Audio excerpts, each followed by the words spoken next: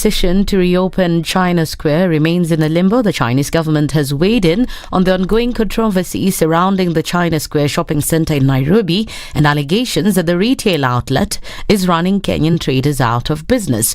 In a statement, the Chinese embassy in Kenya noted that Beijing fully supports bolstering trade relations with Kenya, while adding that Nairobi should protect the rights and interests of Chinese traders in the country. On Tuesday, hundreds of small-scale traders held protests in the Nairobi CBD over what they termed as business takeover by Chinese traders. They raised traders accused China Square, a business owned by Chinese investor Lei Sheng, of setting an unhealthy competition for them. However, Deputy President Rigathi Gachagua, after meeting with Nairobi traders, assured them of the government's readiness to get rid of unfriendly policies threatening their businesses. We must consult, we must look at all these cross-cutting issues as a government and agree, and then we'll agree between 2 to 3 weeks. Again, we come back so that we tell you this is possible, this is the way we go about it, this is the way. So I'll ask PM tupatie nafasi. We want to build our relationships with all friendly countries. We want to grow trade. We want to increase the volume of trade. We want to send exports there. As is, they say their exports here, and we will look for a solution without antagonizing any country, without antagonizing anybody. Last Sunday, the owners of the China Square Centre temporarily closed their businesses until the complaints raised are addressed.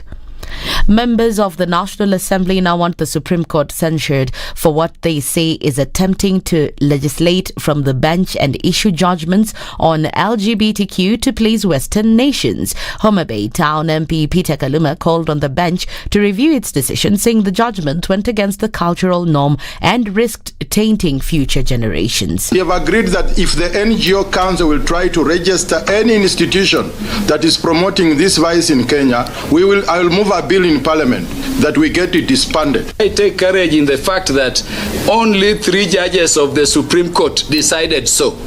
2 dissented and 2 were not there. We are going back to that Supreme Court with the religious organizations, the churches and everybody, and we are going to request the Supreme Court in their full bench of 7 in number to review that position. The debate that dominated the parliamentary sessions also saw MPs led by Majority Leader Kimani Ichung'wah criticize the ruling, stating that not all foreign cultures should be imitated by Kenyans. Dadaab MP Farah Malim, on his part, threatened to present a bill to fire the judges who gave the verdict without considering the existing laws. We must never allow our country to take up alien ideas, alien cultures. Not only shall we come with a motion of censure on the Supreme Court itself for trying to legislate from the bench, instead of interpreting the laws of the country. Probably might look at it the way the Supreme Court in the US is structured, so that we find a balance between alarmists, between members who simply want to destroy the society, and those of us who values the culture of the people of Kenya. And in the international scene, the opposition Labour Party in Nigeria is set to oppose the victory of Bola Tinubu of the ruling party APC in the presidential election in court. Labour Party's Peter Obi came third in Saturday's polls. The opposition says the results were rigged and they want them to go back to revote. To vote again, only 28% of voters participated in voting in Nigeria. Others were unable to vote due to machine malfunctions. Tinubu got a 37% share of the vote. This event comes as during his acceptance speech, he urged his opponents to join him in building the nation. This is a serious mandate. I hereby accept it. That mandate to serve you, be your servant and not be your leader, to work with you and make Nigeria a great country. I take this opportunity also again to appeal to my fellow contestants to let us team up together. It is the only nation we have. That's the Newswire. I'm Leah Obaga.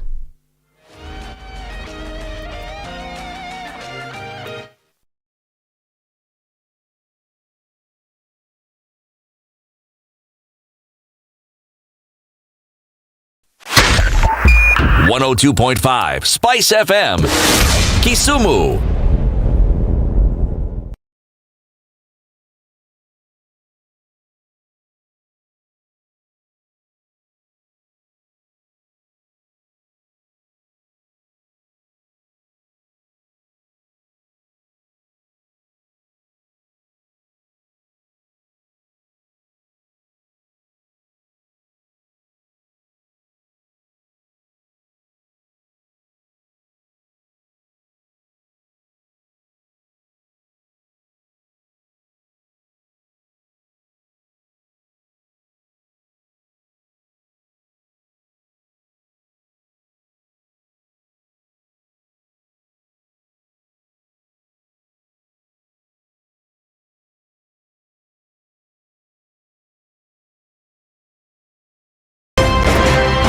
Thank you very much, Eric, and it's good to be at the Situation Room.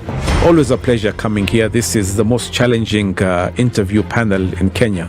You guys are very well informed, and as you can see, Charles today very philosophical. To be poor in this country is the greatest sin you can commit, not just from a legal perspective, but from life generally. It is very, very skewed. We've just heard on the floor of Parliament, just most recently, a leader within the ODM saying that Sisi ni ng'ombe is a baba. Yeah. Which means that you are willing to be milked dry. Hapo. You cannot force me to believe. I'll give way. If it's land that I'm told to return to you, I will. Okay?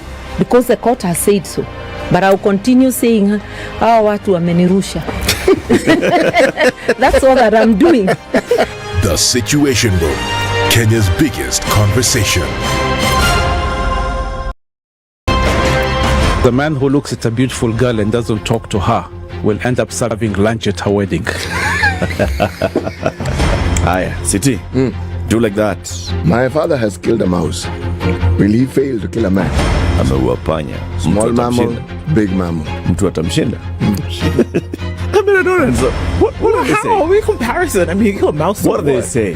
What they're saying is, my father has killed a mouse. Will he fail to kill a man? Name, surprise. Someone's name. The name surprised you? No, the name is surprise. No, what am I saying? I'm from Nigeria, man. I met somebody called I Believe. So See? Your name is I Believe? Yes, my name is I Believe. But that's the short form. I said, excuse me? I said, yes, my name is I Believe. So what's the full name? I believe in the goodness of God. The Situation Room, Kenya's biggest conversation. Okay, it's Thursday morning, isn't it? And let's take a look and see what traffic looks like this morning. Starting to build up in certain parts of the city, but it's not too bad on the Nakuru Highway this morning. We're looking at a little bit of traffic building up on the Thika Superhighway. That's likely to continue as you go into Thursday. A little bit of it starting here and there, coming off the northern bypass, coming into Ridgeways, and then out towards Kiambu Road. What's happening on Mombasa Road? We're looking all right. You'll be able to get out through towards the Nyeri Stadium roundabout into the city without too much of an issue. Let's keep an eye on things. It looks like we started Thursday off right, and let's keep it just so. Speak to us through the morning on SpiceFM KE on Twitter.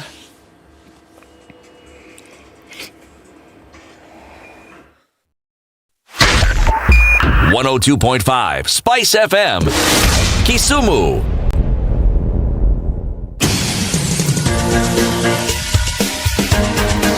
This is the Situation Room, the home of hard-hitting political commentary and penetrating insights about the state of the nation. This is a talk radio experience like no other. The Situation Room, a place for hard truths, debates, and elevated conversations. The Situation Room, witty, political, engaging, deep, controversial. In the room, we have C.T. Muga, researcher, academic, seasoned political observer, a fountain of wisdom in these politically uncertain times. Ndu Oko, Nigerian by birth, Kenyan by choice, communications expert, Pan-Africanist, a truth seeker and believer in people power, and Eric Latif, agent provocateur, the man in the chair, seasoned journalist, news hound, a man who believes in punching up, not down.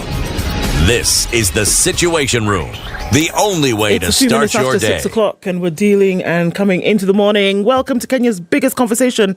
I'm sinking. My chair is literally sinking, and I'm into the ground. Here I go.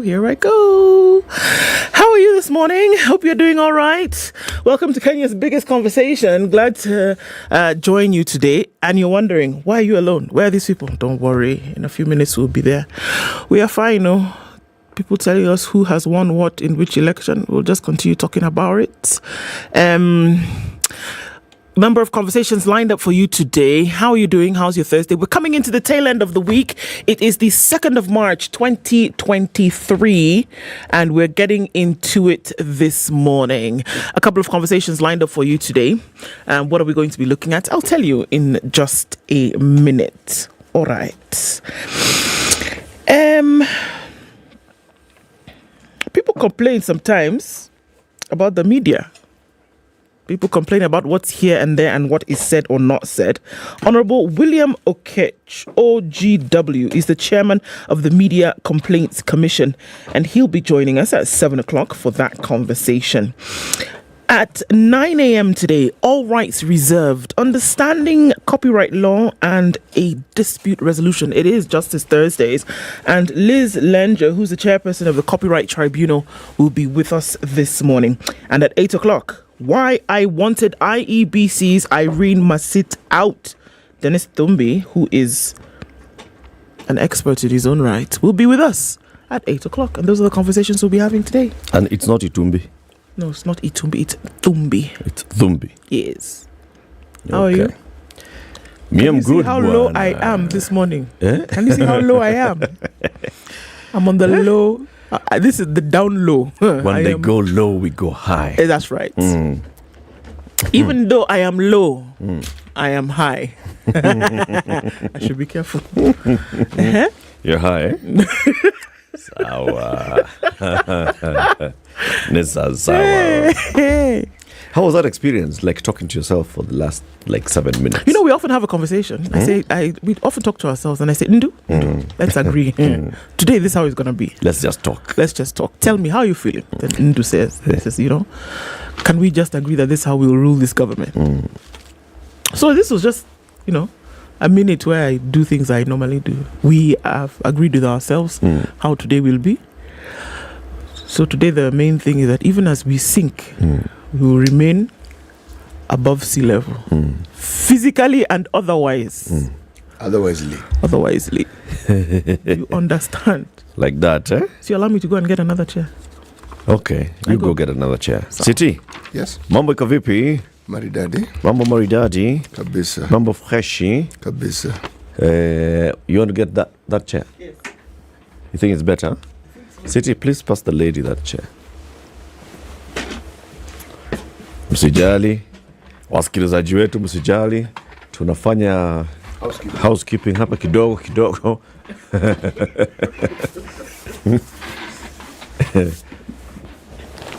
Try that now. I'm above water. Good. Thank you very much. Good. Welcome. Asante. Welcome. Thank you. Welcome.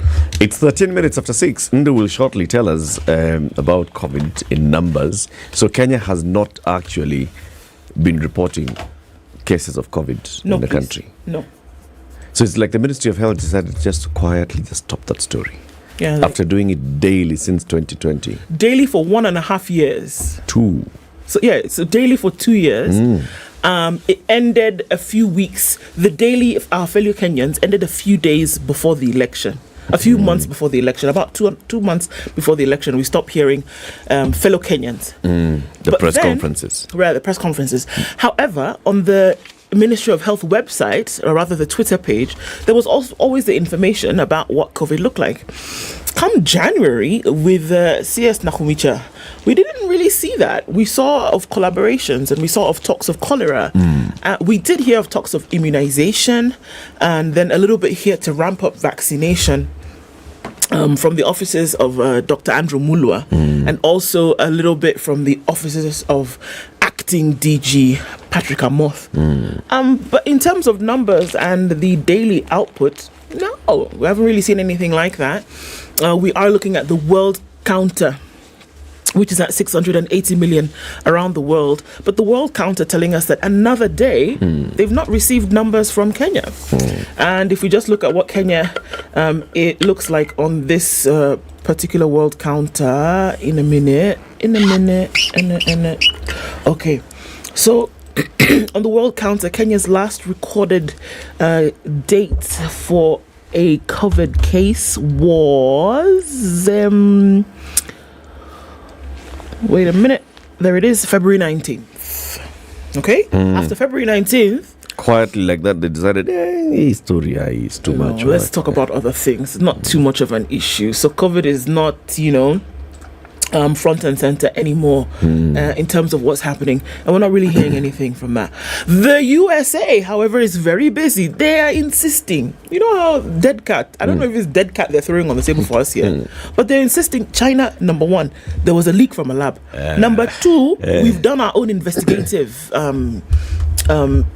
whatever it is you want to call it, and we hear that there's a leak from a lab. Now the FBI chief Christopher Wray says China's leak was most likely, number one. He said that was probably the COVID source. And now that they've seen this with all their, inspector. So what leaked? The COVID virus? Yes. So was it manufactured in the lab, or did it find its way into the lab? Now Ray is trying to get people to say exactly. So from their findings, they're saying it came from this lab. How did it get to the lab? Thank you very much. Now, were they manufacturing it? Did somebody actually get sick? This story of it being in a wet market, did it get from the lab to the wet market? Now they're saying, this is questions we're asking you. China, you must answer. They're very busy in this thing, and they've decided until they get an answer, they're not letting this one go. The thing is, are they ready for an equivalent response? Because, this particular path, where you're determined that a certain agenda must have the agenda. Yes, and that your responses that you find suitable. What if questions are asked in the same manner about things that pertain to you? No, let me ask you. What if China says, yes, there was a leak from a lab? Then? Is that saying you did not declare that to the WHO? This you went ahead. That means that you willfully, knowingly knew this. And then you brought data Look at the number of people who have died. You are the cause of this. All those things. Oh, okay. Even do you know is a qua? So. There's a story of COVID. If that is the direction that certain people have determined they must take in their war against China, because it is a war. Well, let's see how it unfolds. That one? Watch out, 18 minutes after 6. Let's take this quick break. Tell us how the weather is looking like. There are places where people are saying, oh, it's raining. The Met has said, hata hii rain inakuja kurain. Itakuwa kidogo. So don't think. Oh, yeah. Actually, at least let it grow some food in some areas. Please, man. Yes, fast-growing seeds are being recommended. Seeds that you plant today, tomorrow, the plant is completely... It's like Jack and the Beanstalk and his magic beans. I think you're being asked to look for Jack, first of all. Yes. That's the recommendation. Man. All right, 18 after 6. Are you online? We are live streaming the show. Let us know where you're tuned in from today. We will be doing our usual stuff, which is doing the roll call after we take a look at the weather. Good morning. This is the Situation Room, the only way to start your day. This is 00 Direct, woman host, music by women, and only women guest. Everything is so larger than life. You kind of have to have a good understanding of who you are. You could easily lose yourself. We have a global approach in the programs that we put together, meaning that it's not just about refining my business, it's about refining the industry. It's about touching the youth and making sure that in totality, change actually happens. Catch 00 Direct every Saturday from 10 a.m. Only on 94.4 Spice FM, Nairobi. Cloudy conditions in Nairobi this morning at 17, highs of 29.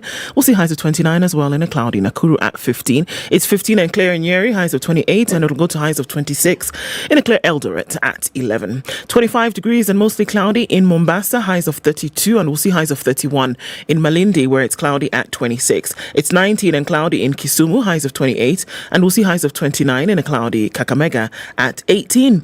18 and partly cloudy conditions in Kampala, highs of 26 and lows of 17. And we'll see lows of 27 in Dar es Salaam, where it's partly cloudy at 27. 14 and clear in Johannesburg, highs of 25 and lows of 13. And it's 28 and mostly clear in Lagos, with highs of 34. We'll see lows of 27. Mostly cloudy conditions at 23 in Kinshasa, highs of 32, down to lows of 23. Looking into Beijing, Thursday afternoon is sunny at 9. I'll see highs of 15 and lows of -1. It's -1 and cloudy in Paris this morning, going to highs of 10, and we'll see highs of 9 in a mostly cloudy London at 3. 6 degrees and cloudy Wednesday night in New York. Coming into Thursday, we'll see highs of 7 and lows of 5.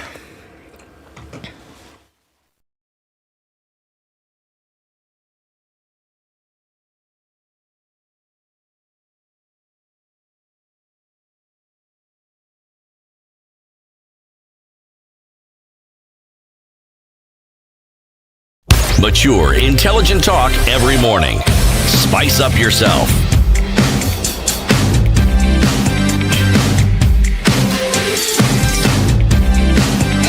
Mornings done right. 94.4 Spice FM. It's after 6. People have woken up. People have woken up. Have waked up. Have woke. Where? Okay. The Situation Room. Good morning. Mo is known as Mo. Good morning, team. Tuning in from a cold and wet Addis Ababa. See how you're for me first because it's raining where you are, but don't worry. Ours is coming. Ours is coming. A proverb for CT. Let me read this slowly because usitukane mamba kabla haujavuka mto. Please highlight the plight of Kenyans eating dogs while politicians are creating offices for their spouses and kids. My God. Taubas. My goodness. Okay. Spice FM, good morning, Joanne says. The Situation Room, good morning. Good morning to you too, Mundoro. Generators in Kenya. Yeah. That's your actual name. Okay, good morning. To you. Atieno says, good morning, Kisumu is locked. I hope the hot seat ain't sinking. Ednah, Miss Kayo. The hot seat is sinking. Karanja Douglas says, my all-time favorite show. Tune in from the Loy Tok Tok border. Eric, that's your stomping ground. Colin says it's always his happiness listening every morning. Well, thank you and good morning to you. Tuned in from Mombasa, that's where Robert is. John Rore is tuned in from Mishomoroni in Mombasa. Yes. That place. Yes, Kisauni. It's looking familiar to you. Continue. Mishomoroni is in that direction. The sights and sounds and smells of Mishomoroni. Okay. Mishomoroni. That one. I just it's said not Rironi. And it's not Muhoroni. No, it is Mshomoroni. Yeah, that's exactly what I said. So, Simon Odhiambo says, good morning. He's deliberately absconding his duties to listen to the Situation Room. What do you mean? That's very good. Okay. Who cares for work? Simon, you've been endorsed and validated by one Eric Latif. Morris Weringai says, good morning, tuned in from Muchanja in Cabras. It's a sugar, isn't it? It's a sugar brand. Okay. George Mashuki is tuning from Kasarani. Moni says, good morning. Good morning, Eric. Eric specifically, thank you. The frequency is back. Did you go and tinker with things up there? Oh, yeah. All right. I don't know what happened, but Jane okay. Yeah, I'll take all the credit. Take it. Umepewa. Take it. Eddie Oduor, welcome back. Where have you been? You've just come back to congratulate us on the just ended Nigeria elections. You say it's a script that looks written by the IEBC in Kenya. Bribery, intimidation, and open rigging was rampant. Servers manipulated Aworo. Gosh, Eddie, good morning. Yo, Tenesawa, but why did 50 million people not go to vote? Evans Yang says, good morning to all the listeners. Welcome on board. Good morning, great people. Ndu Eric and CT. Mpo. Tupo. Peter Wagongo Ndeu and Wasalmia. Kisi is well represented by Wycliffe Ogora. Steve Paul is tuned in and says, good morning specifically to Madam Ednah. Madam Ednah, today it has changed. Streaming here from Arizona in the USA, Abraham Lucorito is tuned in. Kapenguria is where Dennis is. Newton says he's tuned in. Eldoret is where Melly is. My goodness, everybody's on board this morning. Let's get this train moving. Karibuni Sana, thanks for joining us. Everybody, welcome. There's also somebody who's called Uncle Michael. Uncle Michael is very happy this morning because 5 points clear on the EPL table. I know we couldn't just let that go. Team kubwa ile unajua. Jana umechapa mtu 4 kwa nunge. 4 bila jibu. Nika pale juu ya jedwali pale. Arsenal ile namba 1 ile. Guinea what? Guinea fowl. Guinea wasakao. I know we're not letting this one go today. So anyway, yeah, man deserves the stripes. City? Yes. Tell me what Guinea wasakao means. She was forgotten. Forgotten or never knew? I am in the dark like you. Thank you very much, my brother. My knowledge of Kiswahili has its limits. Oh, stop it. You know exactly what it means. You're just being Nini. Proverbs from Uganda. Uganda. Okay. One more day, which is tomorrow. Then we're through with the country of Uganda. One who wasn't there kills the buffalo. One who wasn't where? It's a nice one. I liked it. One who wasn't there kills the buffalo. Okay. Bwana ile angefunga bwana. Goli kwa wazi. Too easy. Kama ingekuwa mimi. Sana na hiyo biashara kitambo sana. Bas, that one. Kocha anafanya nini hivyo? Toa yule. Angemweka fulani. Fanya hivi. Yes. One who wasn't there kills the buffalo. Kills the buffalo. Something. All right, let's look at the headlines. Let's do it. On the front page of the Standard this morning, more tax pain as goods prices shoot up again. Is it possible to actually buy a tub of whatever for 1 kg more than you're buying it now, for crying out loud? Yes, it is. Sheesh. Not only possible, it's reality. I want to cry.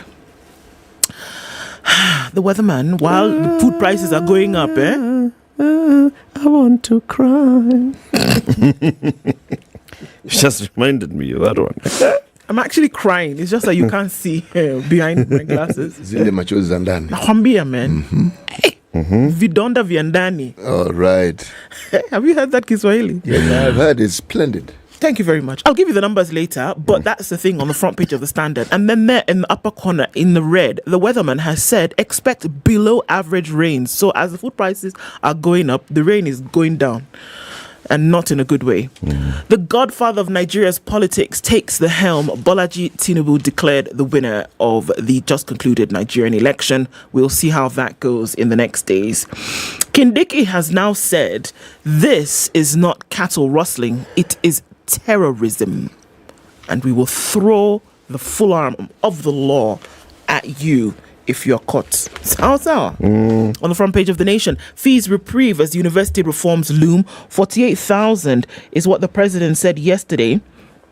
The president yesterday sought to downplay a recent resolution to raise tuition fees for public universities from 16,000 to 48,000, beginning with students joining in September. He assured parents and students that the government is not planning to increase tuition fees, even as public universities struggle, and they're bracing themselves for drastic measures to keep afloat. So the president says, don't worry. Those of you who are waiting to go to university in September, you will go. Are we going to raise fees? We will not. We'll find other solutions to sort out this issue, but that raising fees is not going to be the way. Okay, we'll see. Chitembwe case puts 2 judges on the spot. It's a typical case of, I'm not going down alone, my friends. And we'll look at the details of that. Windfall. TSC now wants to pay teachers some more money, and they're looking for 56 billion shillings. Okay. Yeah. Now, there's confusion at KRA. Confusion clouds KRA tax reliefs suspension order. Is there going to be a suspension of tax reliefs? Is there not? What exactly is going on? That's on the back page of The Nation. And why is the chairman communicating instead of the Commissioner General? Hiya. Let me tell you about the Business Daily. Kenya's super rich return offshore cash in rare move. Wealthy Kenyans have returned billions of shillings to the country to escape economic turmoil in Europe and the US, shifting their cash to local government bonds and luxury real estate. A majority of Kenya's super rich put their money in government bonds and properties targeting residential and retail clients, according to the 2023 Wealth Report compiled by luxury property firm Knight Frank. They moved their cash from the US, the EU, China, whose economies are slowing down simultaneously, with the IMF expecting a third of the global economy to be hit by recession this year. Umesikia? Hiyo pesa inakuja hapa lakini si yako. It's coming. Meow. Kenya will import UAE oil on credit to ease dollar wars. Kenya will from next month start importing fuel on credit of up to 1 year from the UAE to ease pressure on dollar demand amid uncertainty over its impact on local pump prices. Umeelewa? Remember, there's been this talk about government to government OTS. The Energy and Petroleum CS Davis Churchill says the government-to-government deal will see Kenya import 30% of its monthly fuel requirements through the state-owned National Oil Corporation.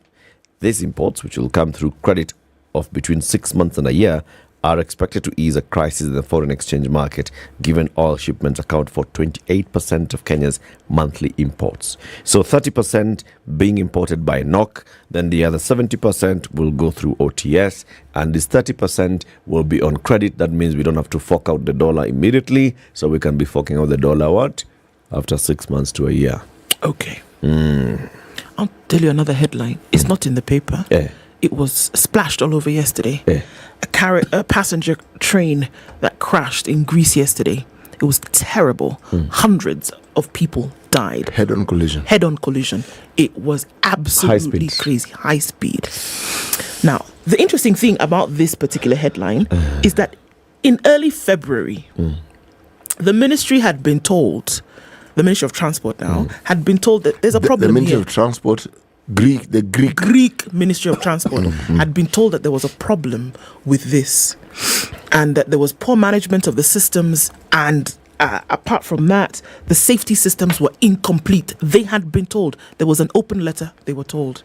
You know what happened yesterday? After this crash, and they could see the melee, the owner of the ministry, Transport Minister, the Greek Transport Minister, resigned. Hey. Have we checked the latest? What's the death toll so far? Tell us. City, you have the star. I do have the star. Death toll was at 60 had died. But they were still trying to get bodies off the tracks. Yes. Headline. Right-hand corner in green. Okay. In the green corner. Sinister motives. Uproar. MPs link LGBTQ court verdict to donor cash. This story is on page 6 of the Star. Right. Bang in the middle of the paper. Revealed inside Ruto's elaborate security strategy. Ruthless bandits can be classified as terrorists in a new move. Okay? There is always a picture, a very bold picture in color, right in the middle of the paper. Today's picture is a godfather of Lagos, now father of Nigeria. Yeah? The godfather. Godfather. Yes. Godfather. Yes, and it isn't Guy Fafa, which is which is the reference to a certain type of hat. Yes. Right. New NSF rates affected on employees' February pay. This is on the left-hand side corner of the paper. Married at 16 to old man, abused mom of 4, goes back to class. This is a story of a young lady who comes from Lugari sub-county. Many years after she was married, at the age of 16, decided that she was going back to school. She was 16, and at the time she got married, the man she got married to was 75 years old. What? She married her grandfather. Now she's gone back to school. She's gone back to school. I mean, not literally, but she's taken up education again. She's taken up education again. Why? He'll tell us about that. 26 minutes to 7, Kenya's biggest conversation takes a break. Let's see how the roads are, and then we'll look at those stories in detail. Good morning.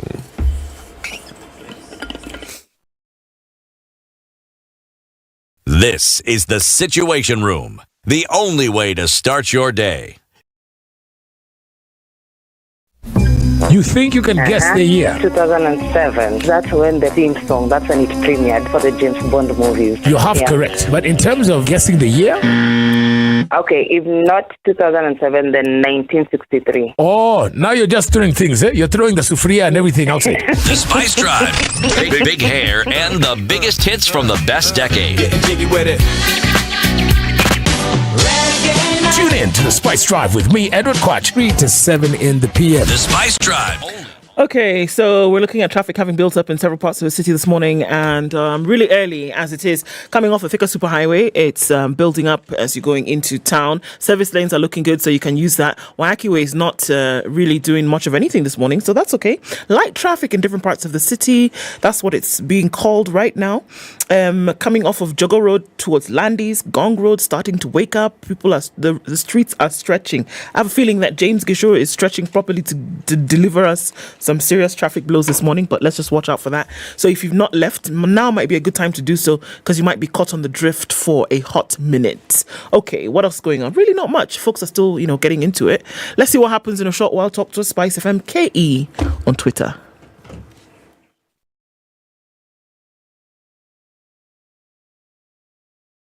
Mature, intelligent talk every morning. Spice up yourself.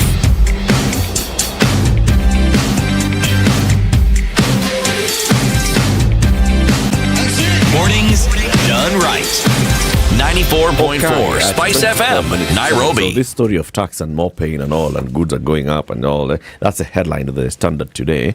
It's given coverage on page 4, and this is what the story says. Kenyans will have to dig deeper into their pockets to purchase basic commodities as inflation edges up on high food prices and fuel prices. Data from KNBS indicates inflation for the month of February hit 9.2%, higher than the last month of 9.0%. The latest figure points to tough times ahead, even as millions of Kenyans have had to squeeze their household budgets to afford basic commodities that have become more expensive compared to last year. This rising cost of living is further burdening the already economically strained Kenyans. Now, the story goes ahead to look at what is also happening because the state is aiding in raising the cost of basic commodities. With that increase in the cost of stamp, the proposed stamp cost, for example, for beer, perry, cider, opaque beer and mixtures of fermented beverages is doubling from 1.1 shilling 50 cents to 3 bob. Bottled water from 0.5 per stamp. Wine, including fortified wine spirits, are now exceeding 10%, rising from 2.8 bob to 5 shillings. Tobacco products, 5 bob.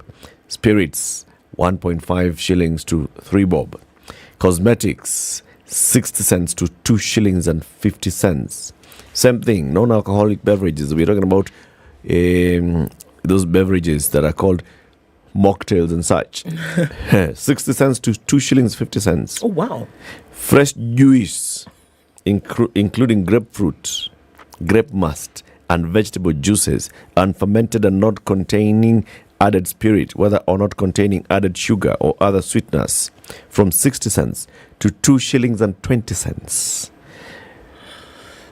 Other non-alcoholic beverages, including fruit and vegetable punch, 60 cents to 2 shillings and 20 cents. Basically, more than doubling the prices of all these things. Yikes. So you could look at the alcoholic and the cigarettes and say, oh, those ones are sin tax, blah, blah, blah. But these things have been rising consistently for the last 1 year. Indeed. Juice is also going up. So cost of actually purchasing on this is going to go up. Inflation has gone up. Issues abound, though. Yeah. Speaking of issues, the spotlight turns to 2 judges in Chitembo Tribunal report. Chief Registrar of the Judiciary says the fates of the 2 will be known once the report is reviewed. So you wonder, who are these 2 and what does it mean? 2 judges have come under the spotlight after they were adversely mentioned in the report of a tribunal that recommended the sacking of High Court Judge Juma Chitembwe over gross misconduct. So it's a 250-page report by Justice Mumbi Ngugi. Rather, the tribunal led by Justice Mumbi Ngugi came up with the reports, right, after this. Now, 2 judges, their identity has not been disclosed, so, sorry. Yesterday, Chief Registrar of the Judiciary, Anamadi, and the JSC, they said they would decide on the fate of these 2. So they've been adversely mentioned. It was not Chitembwe who said, okay, well, I'm talking about them. It was as a result of association with him for whatever reason. They've now said, well, okay, if we're going to recommend his sacking, then something ought to then be done in relation to these 2 as well, who seem to have dappled. Asked whether and when the JSC would take action, Amadi said timelines had not been set because the schedules are a bit tight for them. They're busy. The report was released on the 7th of February. And it said that the 2 unnamed judges were involved in bribery schemes in Mombasa, Malindi and Nairobi. One case involved a 350 million shilling property succession dispute at the High Court in Malindi, Kilifi County, while the other dispute revolved around 100 million shillings of a lawyer's fee note. So in the Malindi case, the report indicates that Justice Chitembwe stated that a sum of 30 million was to be delivered to his colleagues who had stepped in for him and delivered the judgments in the succession case. So, sort them out with 30 million. Former Nairobi Governor Mike Sonko testified that the unnamed judge was not part of the deal and was not aware of plans to bring in another judge. He testified that he was not privy to that arrangement and that information was only conveyed to him by Justice Chitembwe. So, according to the report, Chitembwe also insisted on having some money taken to his house in dirhams and dollars. In the Nairobi case, the report indicates that another judge, unnamed, demanded 5 million shillings from Sonko to conclude 100 shilling legal fee matter between the former governor's friend against a lawyer. Chitembwe was to get $1 million from the deal, which was struck at a meeting held in Sonko's office in Upper Hill in Nairobi.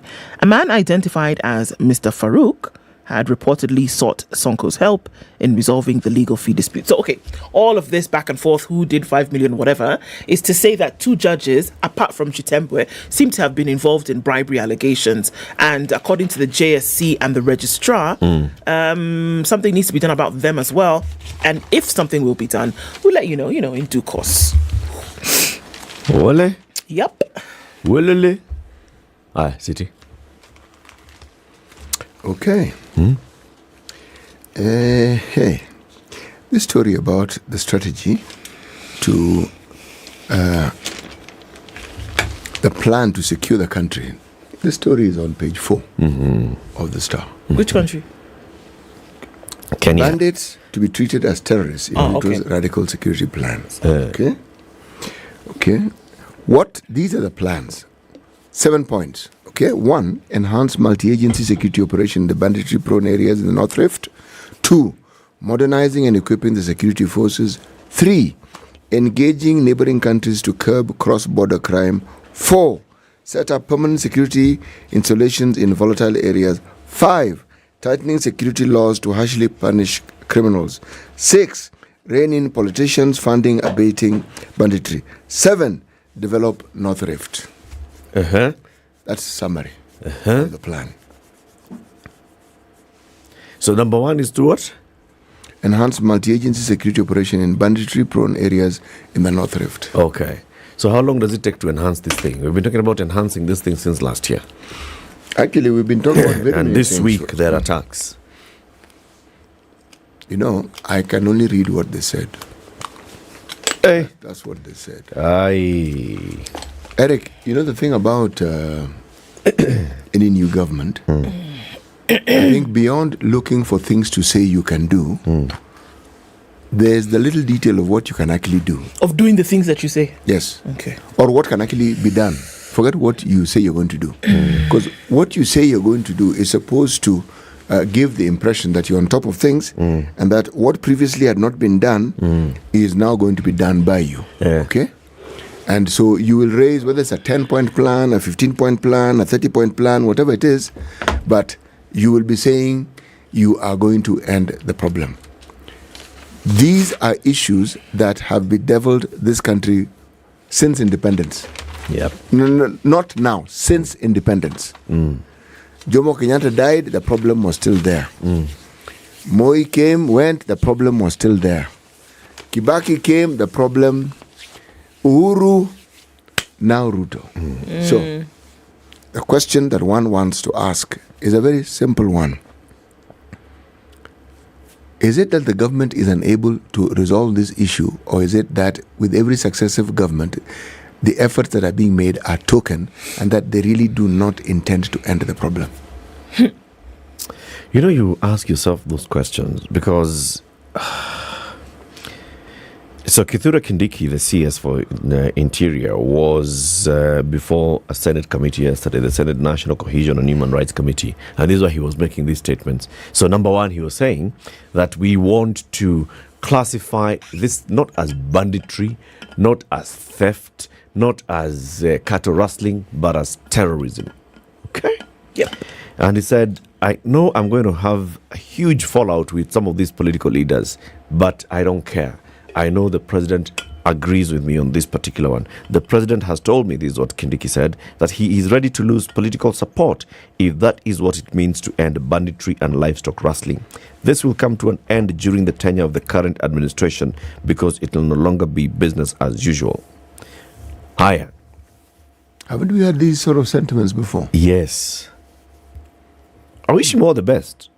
I wish them all the best, but I'm just waiting to see what actually is going to be done, because unless they come out and they parade and say these are the people who have been behind this. This is not just young boys in these North Rift counties waking up and deciding, let's go and raid and take the cattle. This looks and smells like it's highly sophisticated, and there must be big shots behind it.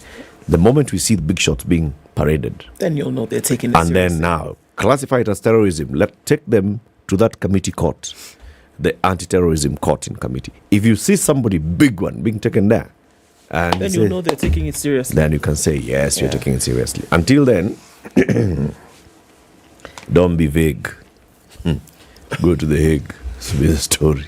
Should be. That will be the story. It's just very, very, very sad and unfortunate. So speaking about vague and ambiguity, confusion clouds KRA tax relief suspension order. Okay, so let's take a look at exactly what's going on.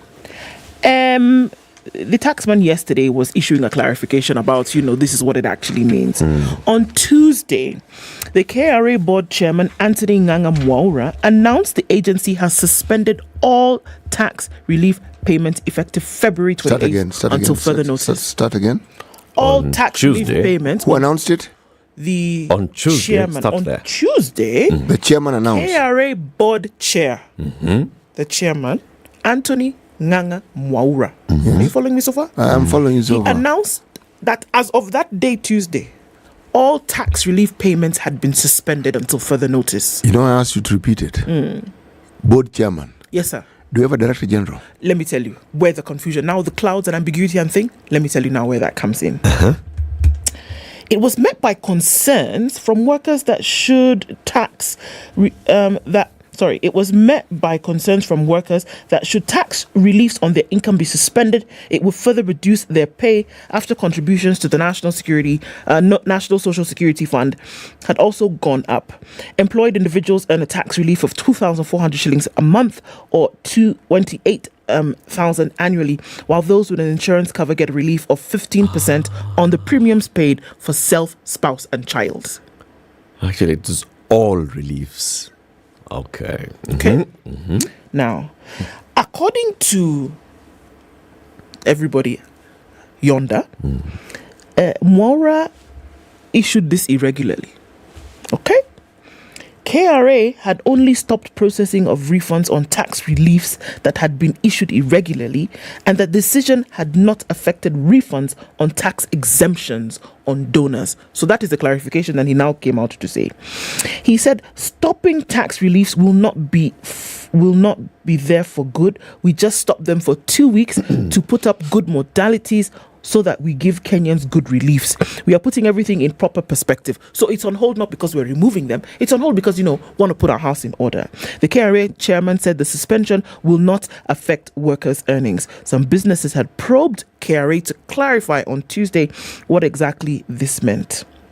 Now, the question that came up from other quarters is, why is the board chairman making these announcements on behalf of KRA when you have a what? Commissioner General. You have a Commissioner General who is essentially the CEO of the authority and is the one who is supposed to be making announcements on executive decisions and orders.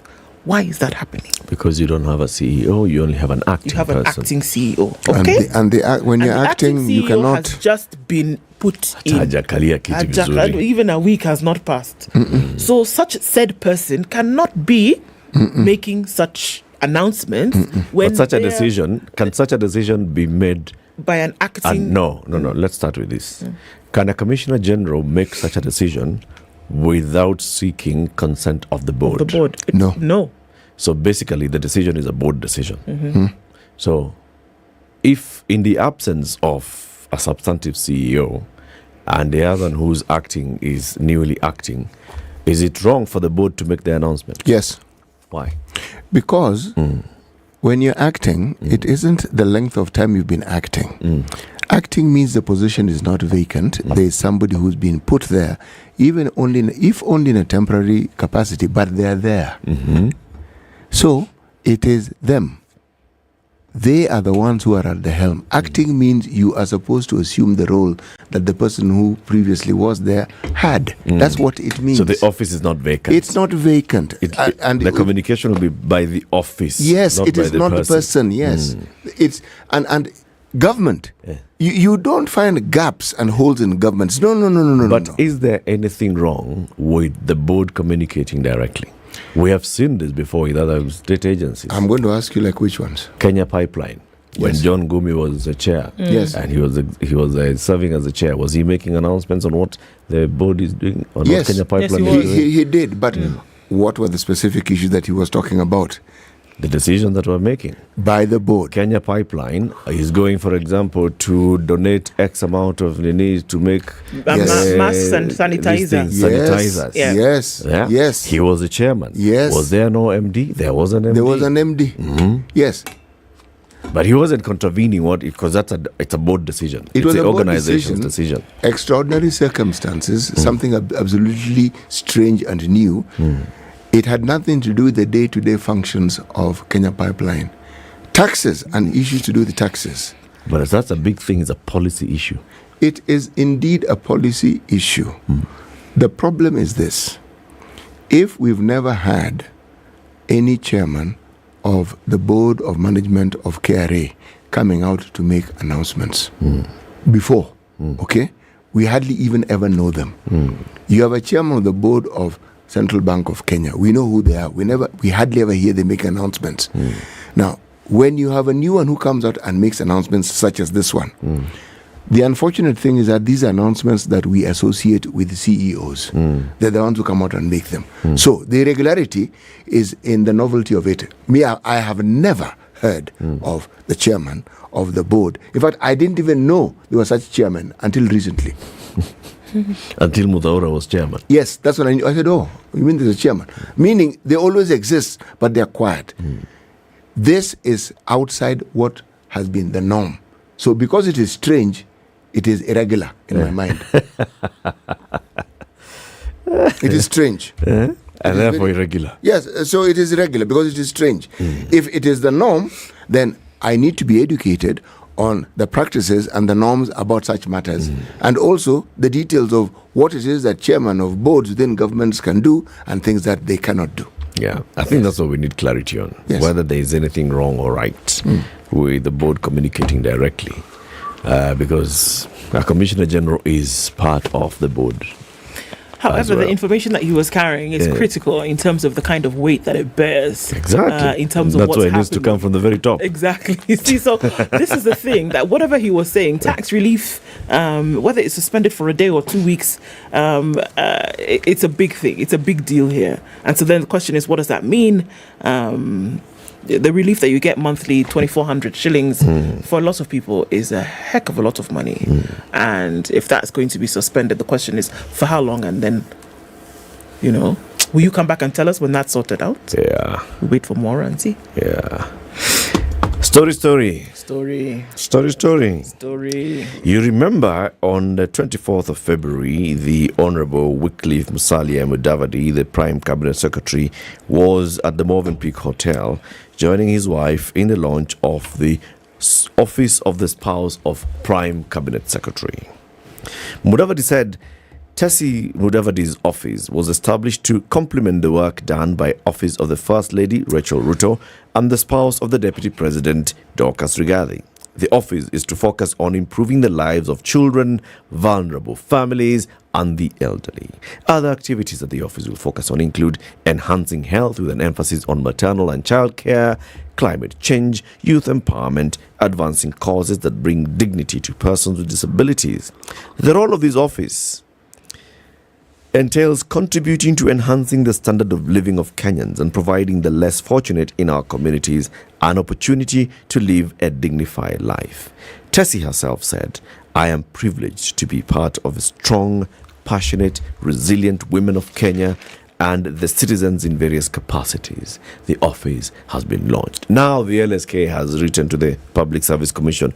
Hold up. Guys, able suppliers with information on this office within the next 7 days to enable us interrogate the same and satisfy ourselves as to the legality of the establishment of that office. Please note that should you not give us anything within the next 7 days, we shall be constrained to move to court and challenge the establishment of the office if the information sought above is not made available upon expiry of the period. Eric Theory is like, okay, so this one... Okay, people, hold on. Hold up. What is this office? Is this an office established under the public service? Explain. What is it? What does it mean? Is it a state office? Yes. What is it? So, without that, we are going to court to seek information and to block them.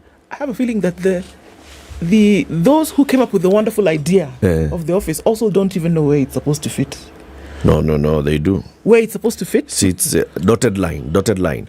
Office of the First Lady, dotted line to the right. Office of the spouse of the Deputy President, dotted line to the left. Office of the spouse of the Prime Cabinet Secretary. Does it fall under the PSC?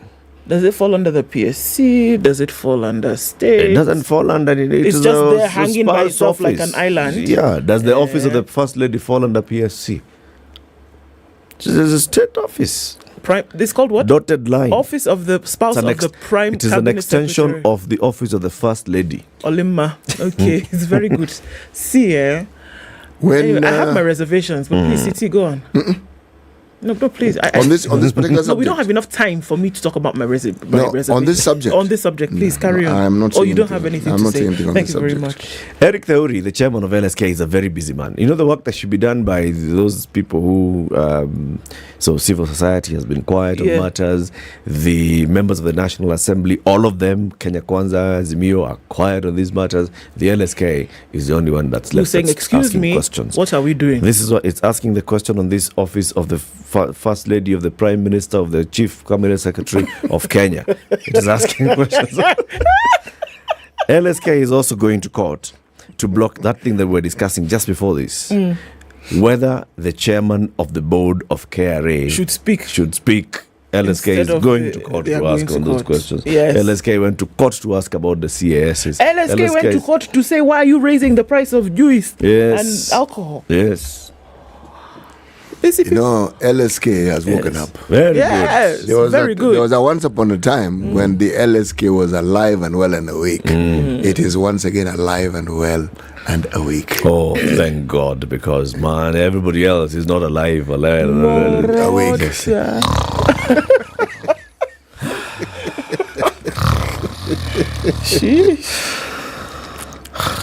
In the next hour, we have the chairman of the Media Council Complaints Commission. He'll be joining us to talk about, okay, if you have a complaint about what we've just said, how do you raise it? He'll be here. He'll tell you how you can go and raise it.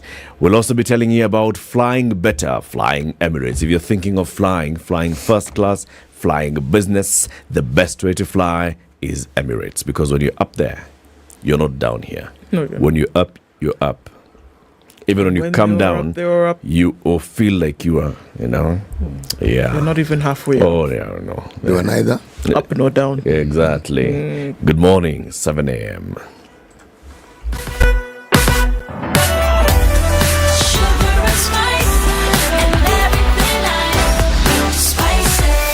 Spice up your life.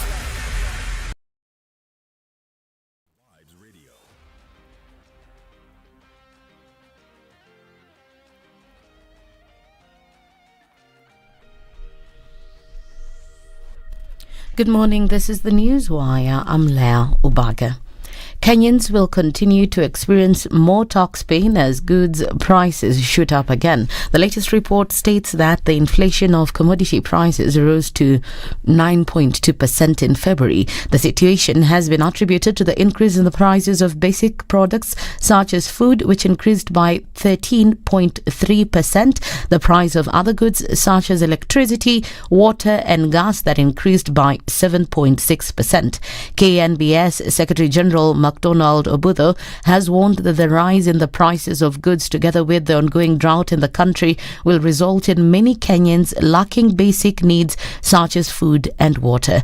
This event comes at a time that the Meteorological Department has advised Kenyans to plant plants that can withstand the long dry season, as the amount of rain expected between this month and May may be too low. David Gikungu is the director of the department. Going by the analysis that we have done, does not promise a lot of rainfall. Number one, there may be some delay, and number two, there may be gaps. Once we get the onset, there may be gaps. We see a situation where most places may receive less than that average.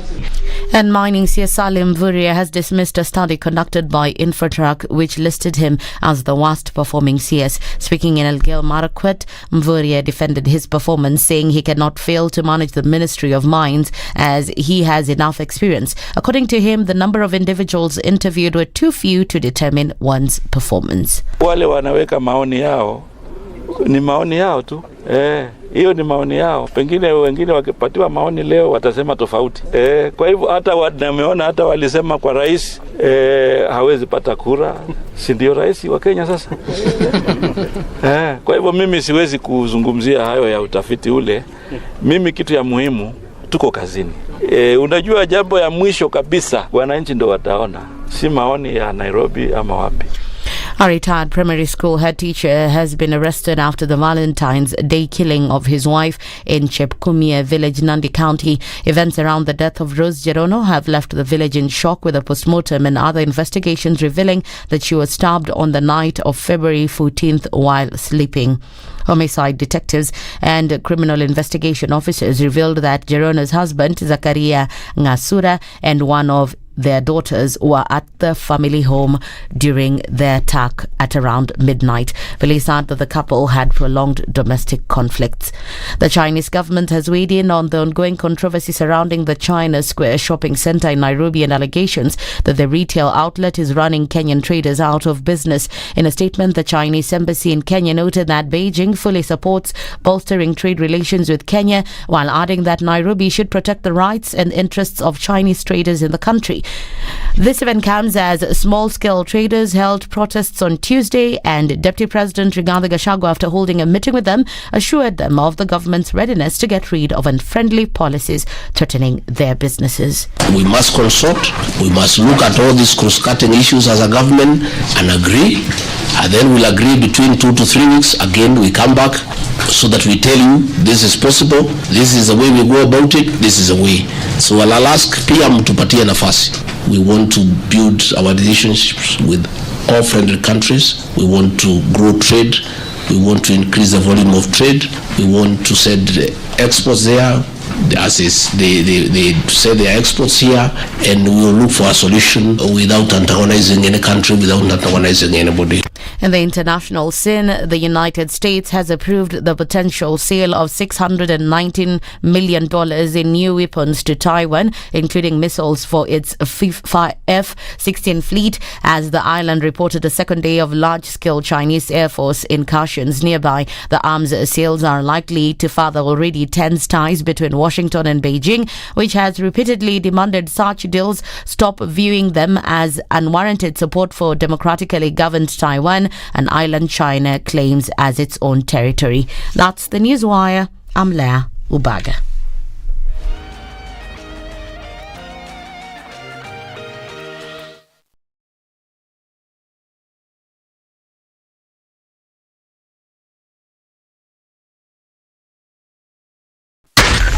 SpiceFM, Nakuru.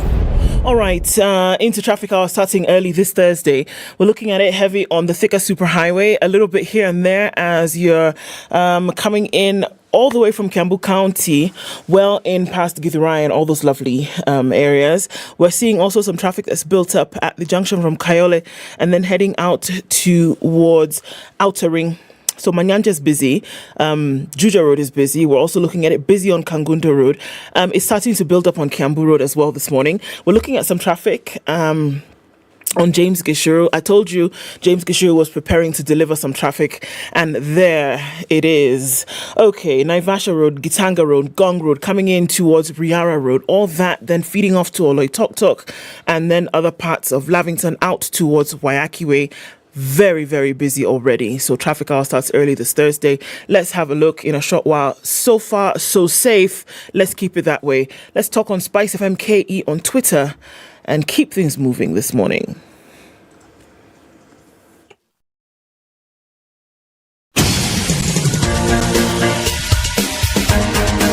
This is The Situation Room, the home of hard-hitting political commentary and penetrating insights about the state of the nation. This is a talk radio experience like no other. The Situation Room, a place for hard truths, debates, and elevated conversations. The Situation Room, witty, political, engaging, deep, controversial. In the room, we have C.T. Muga, researcher, academic, seasoned political observer, a fountain of wisdom in these politically uncertain times. Ndu Oko, Nigerian by birth, Kenyan by choice, communications expert, Pan-Africanist, a truth seeker and believer in people power, and Eric Latin, agent provocateur, the man in the chair, seasoned journalist, news hound, a man who believes in punching up, not down.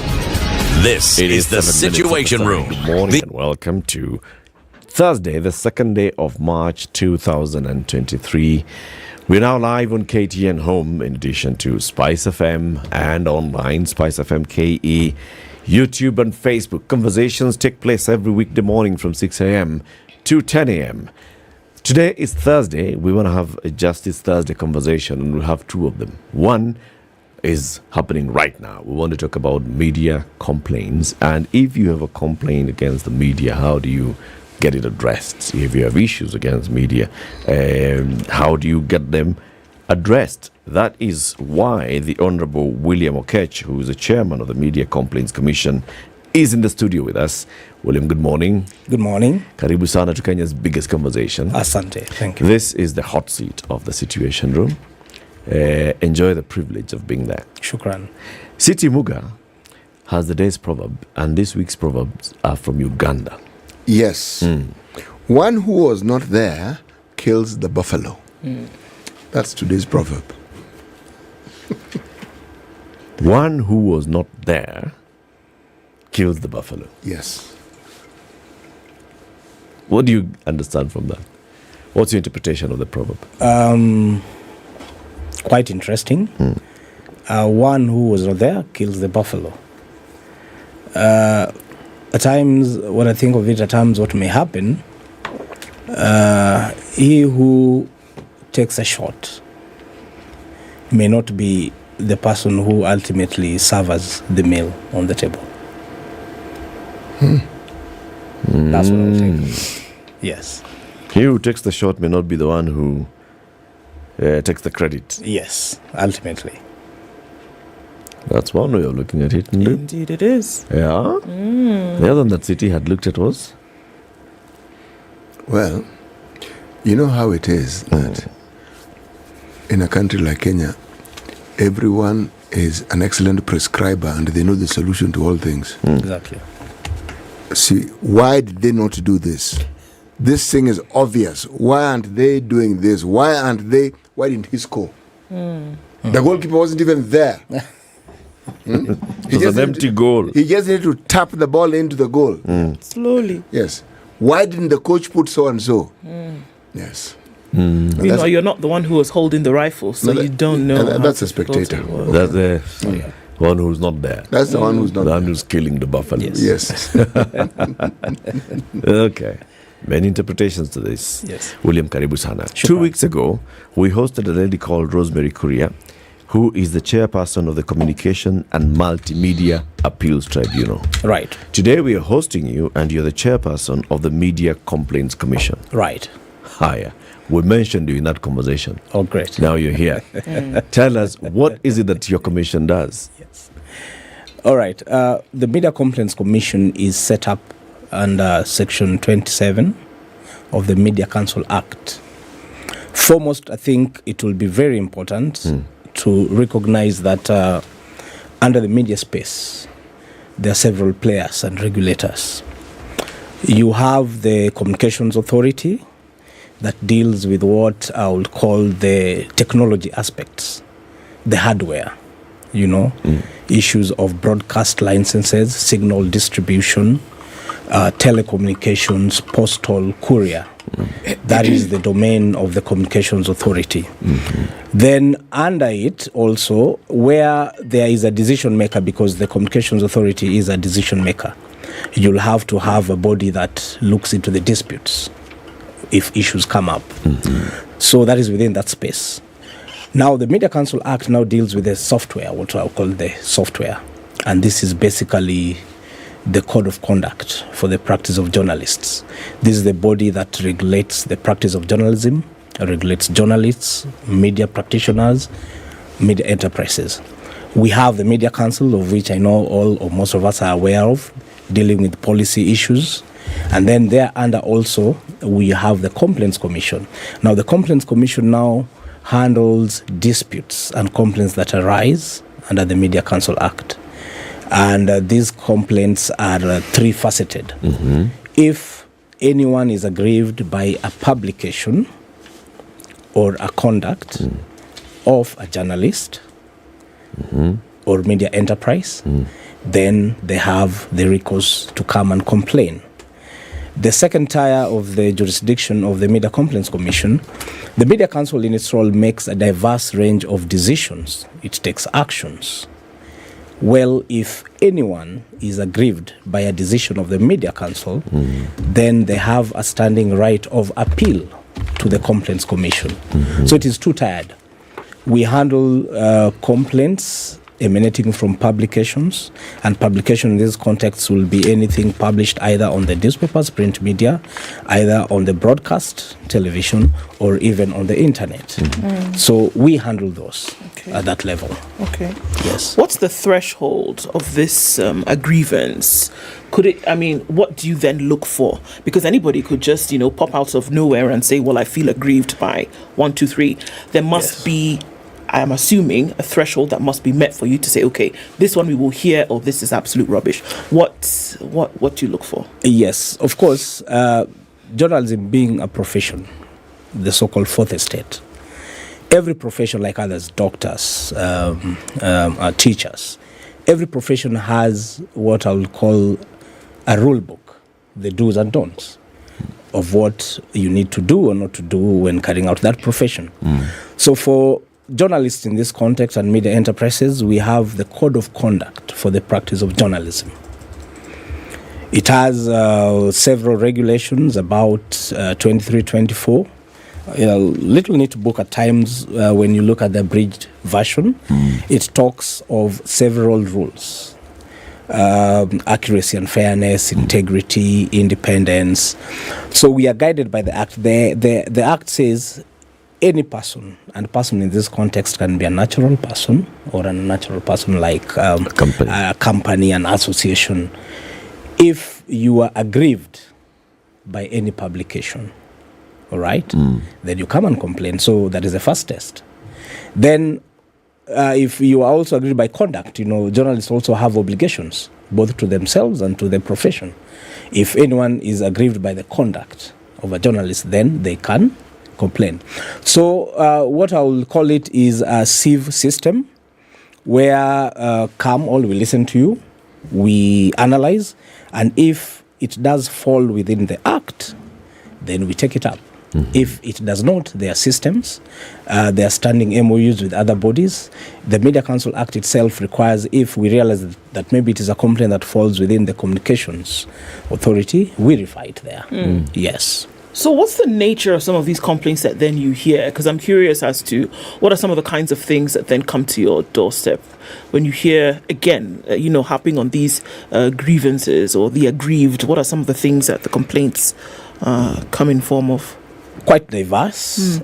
We've handled quite diverse of cases. There are cases from ordinary Kenyans.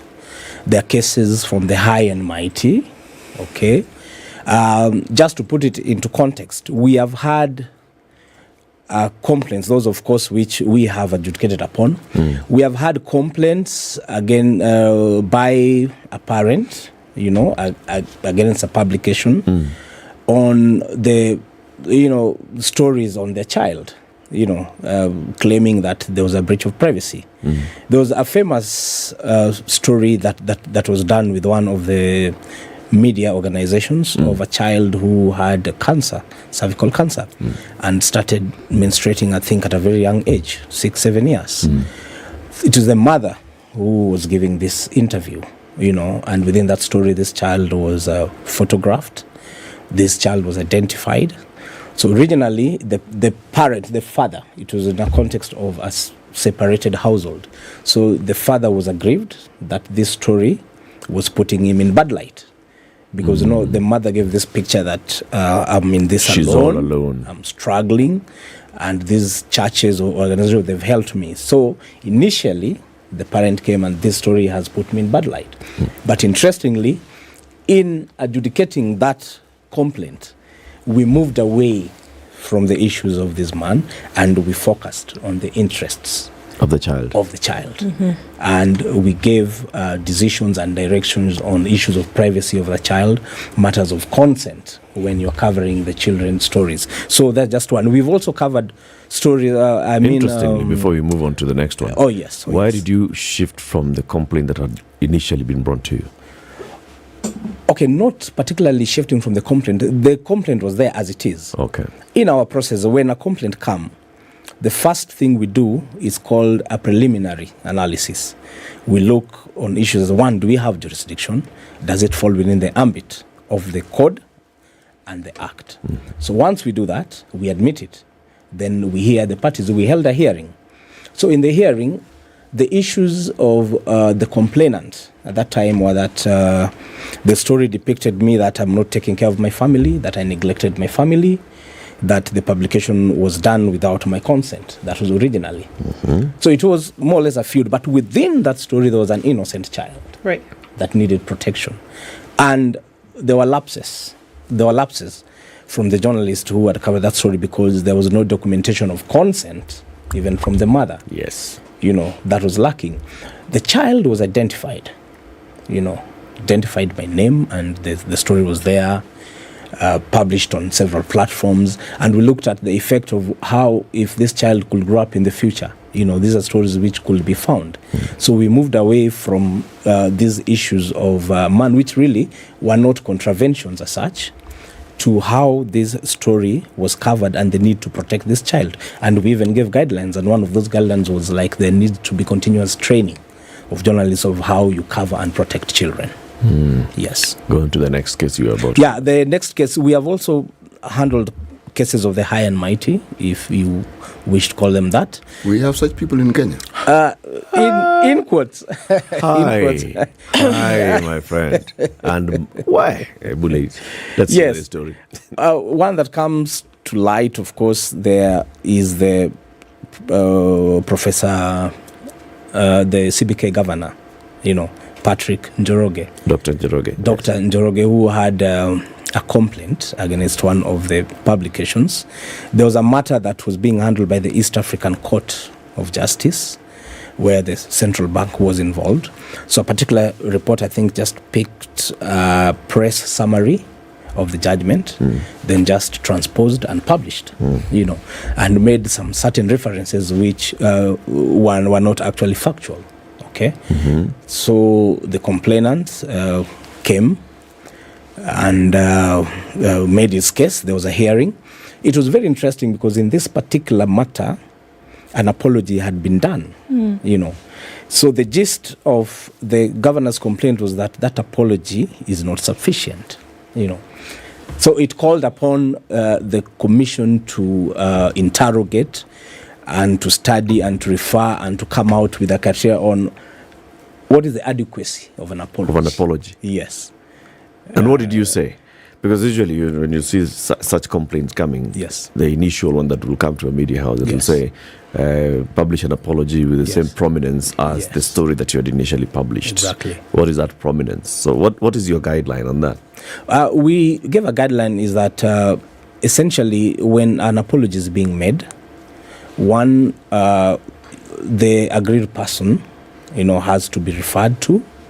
The specific publication that was complained about has to be referred to, and that apology has to be sufficient in terms of picking out what was wrong in that level, and thereafter, after picking it out, expressing and coming out and saying this was not intended, and also there was the issue of because the original publication has a photograph. So the subsequent apology also has to have a photograph in that context. So that happened, and we gave directions, and we are glad that there has been compliance, And then I think the third other case, so that you see just how broad they have been. Also, we've had a complaint by a former Cabinet Secretary for Treasury against a publication, I think Business Daily, and this was in regard to certain purported loans, during the COVID pandemic area, certain loans that Kenya apparently had signed on to, So what happened in this context, I think the investigative journalist went to the Securities Exchange Commission in the US, which has a roster on agencies and securities and how people take those loans. So there was a mention of Kenya having taken or expressed an interest to take some loan. So that story was picked up, published. I think the misstep was that there was no reference, as to where that story came from. So I think the CS was aggrieved, we adjudicated, and in that context we looked at the issue of quoting sources, and also headline, because the headline could say something different, and yet the story is completely out of context. So with that also we gave directions, and we are glad that there has been compliance. The question that comes to mind as I listen to you, explaining very eloquently and very clearly, is at what point does one come to you and at what point does one go to a court of law? Exactly. When you talk about the court of law now, that's an issue of defamation. Defamation generally is the publication of false and true statements to third parties. Okay. It is Can I just pause? Yes. Yes. What constitutes falsehood? This is before we continue. Yes. Of course, falsehood, it has to be untrue. It is not factual. It is untrue. It lacks evidence. It lacks facts to support what you're saying. Yes. A typical example, if someone comes and, because there has to be publication means it has to be related to a third party. If someone comes and says William is a serial womanizer, was seen with so-and-so's wife, in this particular hotel, which is not true. I was not there, I was not with that particular person. And it tends to lower your dignity before the right-thinking members of society. It damages you. You see that? Now, that is defamation. It's a matter that is handled by the civil courts. Now, at the point where people come to us, because we enforce the code of conduct for the practice of journalism, because when you look at the Constitution, even Article 34.5 says that there is this body that will come in place and put standards to enforce professionalism in the media, being the Media Council. And that code has several do's and don'ts of the journalists. So essentially, if any person is aggrieved by a publication, they've been mentioned, okay? Essentially, we encourage that the first point ought to be the Complaints Commission. Why do we say that? Because from history, it has happened. While every person has the standing right to go and file for defamation, the risk is the ultimate damages in defamation can be punitive, millions of shillings. And that has a self-censorship effect, because if a publication has been slapped with damage costs 30 million, 50 million, you're literally staring at bankruptcy. And that is why we encourage, under our legal system in Kenya right now, there's what is called alternative dispute resolution, wherein disputes should be solved at the nearest level to the source, so far as it's possible. And even when you look at other professions, these are practice that has now gotten traction.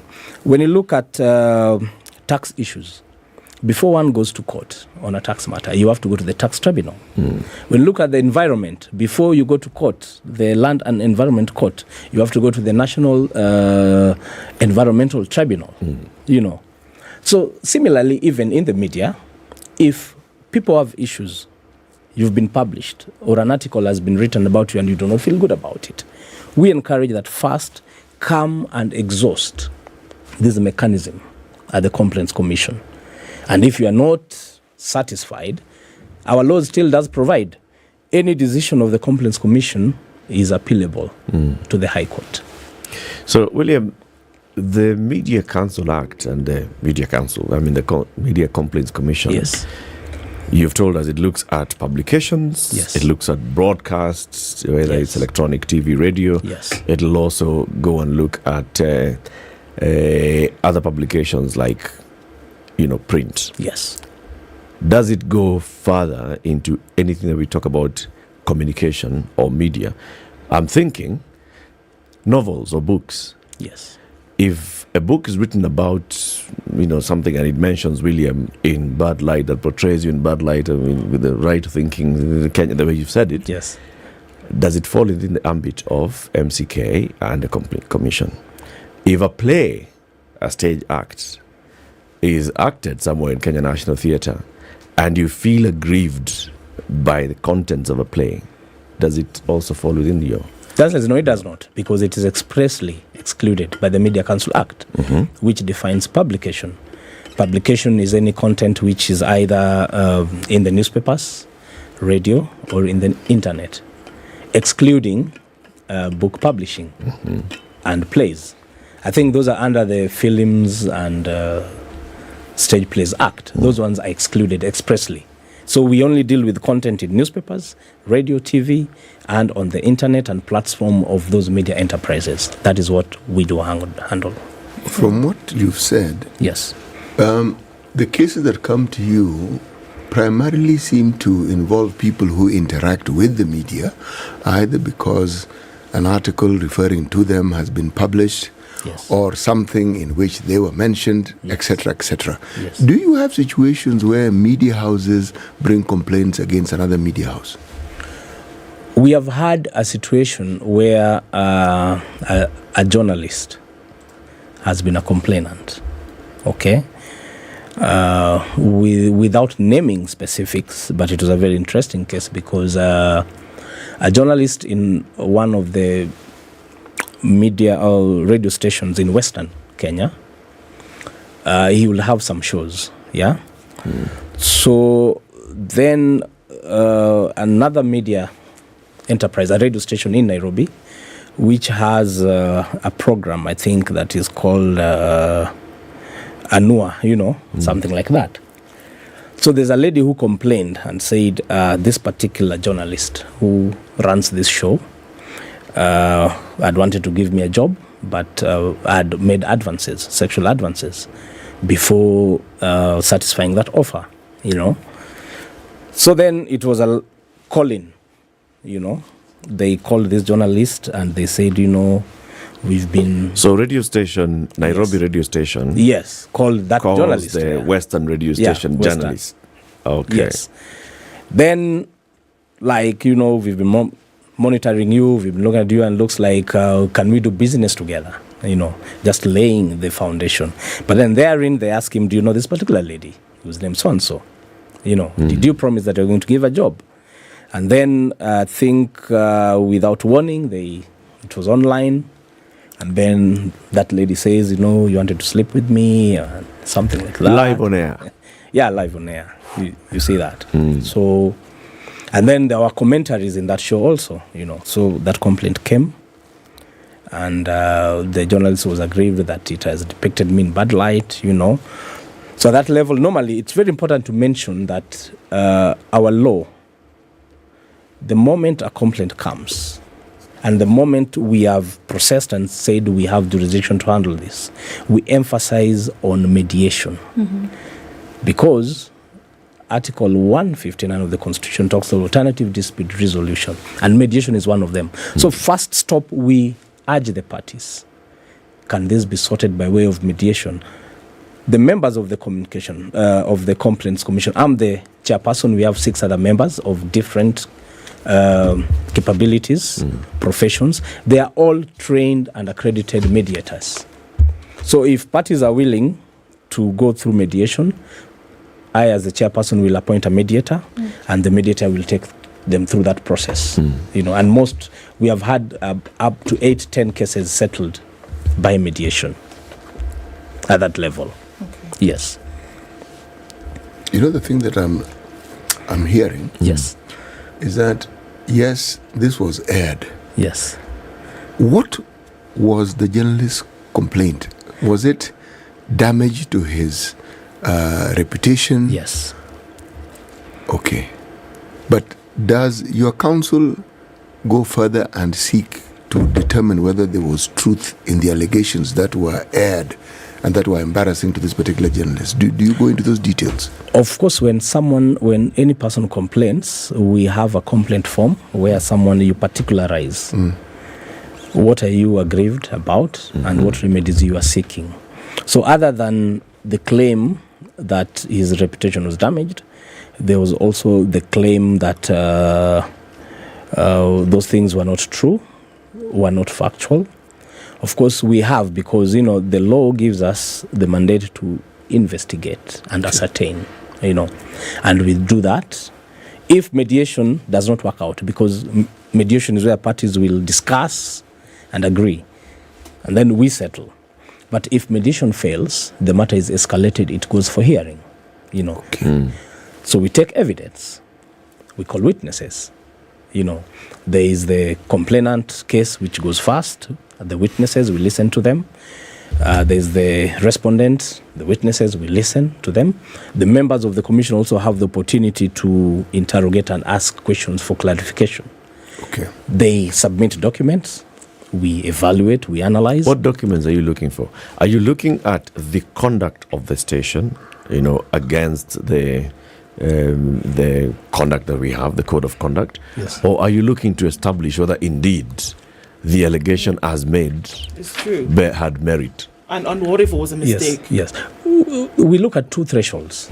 One, if there's any provision of the Media Council Act that was violated, there are provisions there that requires certain conduct from journalists and media enterprises. Then the most important, we look at this rule book.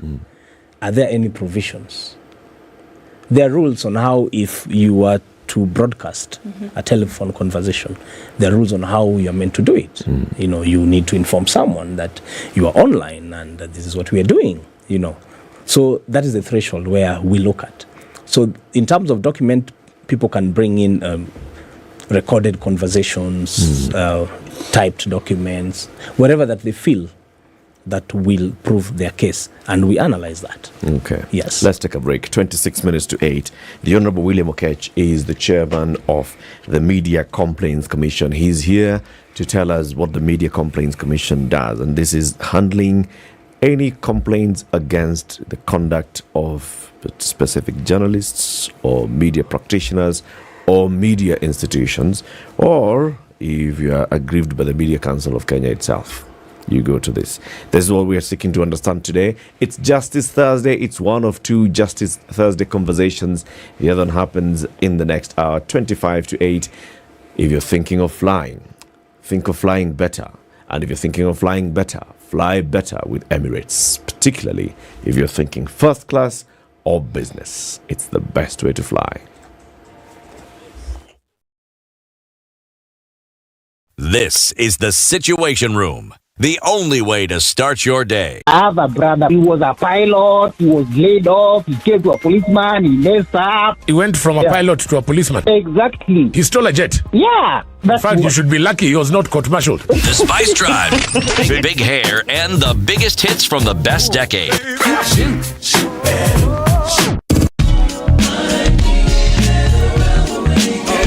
Indeed, it's all about hashtag Spice Drive, hashtag Quatch, KWACH, 3 to 7 in the PM. The Spice Drive, only on 94.4 Spice FM, Nairobi. Damn.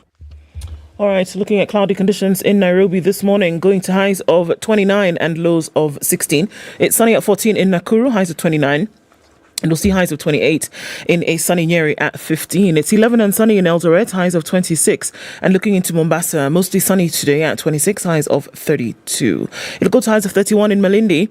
It's mostly sunny at 26 and 19 and sunny in Kisumu, highs of 28. We'll see highs of 29 in sunny Kakamega at 18. It's 18 and partly sunny in Kampala, highs of 26. And it'll go to highs of 32 in a sunny Dar es Salaam. 14 and sunny in Johannesburg, highs of 24. And we'll see highs of 33 in Lagos, where it's clear at 27. It's 23 and mostly cloudy in Kinshasa, highs of 31 and lows of 23.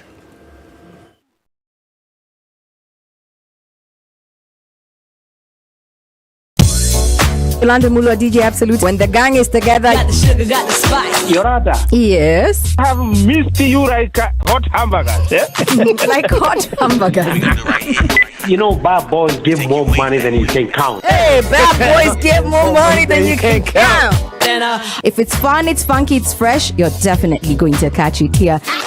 I don't know what you do every day from 11 a.m. to 3 o'clock, but if I were you, I'd tune in to Sugar and Spice, only on 94.4 Spice FM, Nairobi. So if you say it's on, then it's on. All right, in most parts of the city this morning, and then heavier than it was about an hour ago. And we're looking at traffic in most. Gong Road here, really busy as you're getting out towards Kitanga and then through into Lavington and those areas. Also seeing it then coming in towards Haile Selassie and into the city. It's heavy on the thicker superhighway, but manageable from what we're told. The service lanes don't look so bad, so there's an option of how you can use those. All right, northern part of the city then. We're looking at the northern bypass.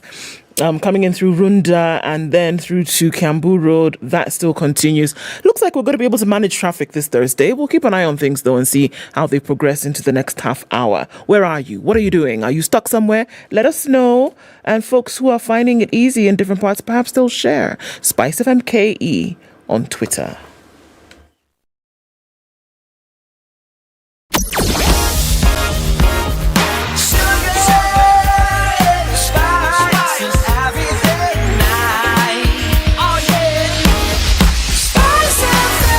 Spice up your life. Mature, intelligent talk every morning.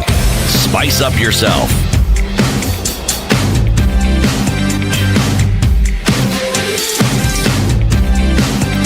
Mornings done right. 94.4 Spice FM, Nairobi. Conversation continues. The Honorable William Okech, Chairman of the Media Complaints Commission, is our guest today. If somebody is unhappy with the decision of the Media Complaints Commission, where do they go? They have a certain right to go to the High Court and complain. And just to tie it up with your earlier question, why us and not courts? Two distinctions that I can make. There are some issues which may both be offending to someone and inaccurate. So there are those aspects which we can handle at the commission, and someone genuinely also has a right to go to the High Court, and claim for damages.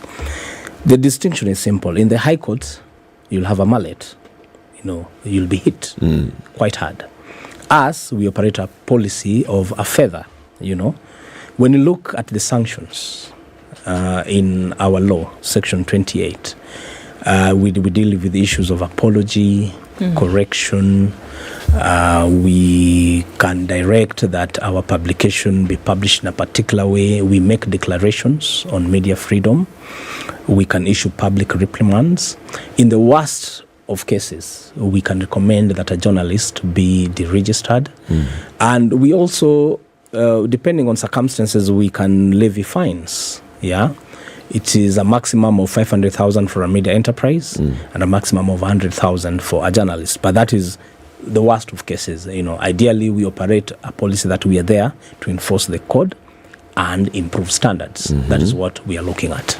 And if someone goes to court, they could actually get higher than this. Yes. 100,000 or 500,000, it can get higher. Yes. Okay. So you're also limited in terms of how severely you can punish somebody who has wronged. All right. What's the difference then between you and the Communications and Multimedia Appeals Tribunal? Because the chairperson then told us that in some cases, people can appeal decisions from your commission at the tribunal. The difference is, as I stated, the Communication and Multimedia Appeals Tribunal, it handles complaints, in the decisions that are made by the Communications Authority. If someone has applied for a broadcast license and is denied, if someone has applied for a courier license, is denied. So any administrative decision of the Communications Authority is appealable at the tribunal. However, there's a misnomer that happened because I was part of this process in the formulation of the two media laws. At that time, there was hostility between the then parliament and the media industry as a result of the MPs demonstration, the issues of will MPs pay taxes or not. So part of the jurisdiction that the Complaints Commission has in listening to matters, publications and all that, part of it was copy-pasted and put in the Kenya Information and Communications Act, KICA, which now seems to have given it double jurisdiction to also handle complaints against journalists. It went to the High Court, and within that judgment, the then Attorney General was criticized because that was poor draftsmanship, essentially because it may lead to forum shopping. Because with no journalists as they're comfortable with the Media Council, the issues can be handled there. It is a system of co-regulation, unlike the tribunal, which issues fine of as high as 20 million. So that is basically, they should ideally handle hardware, broadcast licenses, signal distribution, telecommunications, courier, while we handle the software, we deal with the code of conduct, of journalists, ethical issues. That is the distinction. Sure. I'm looking at some of these cases that come before the tribunal, and it seems as though it's all premised on the assumption that somebody would have erred with some kind of malicious intent. And in many cases, that may not be the case. Yes. Where somebody did not have a malicious bone in their body, but made a mistake. How are you able to interpret from such and then deal on matters where, because we're dealing with human beings, where somebody actually did make a genuine mistake and somebody is seeking some kind of, recourse on someone's mistake when there was no malicious intent? Oh, yes. How do you deal with that?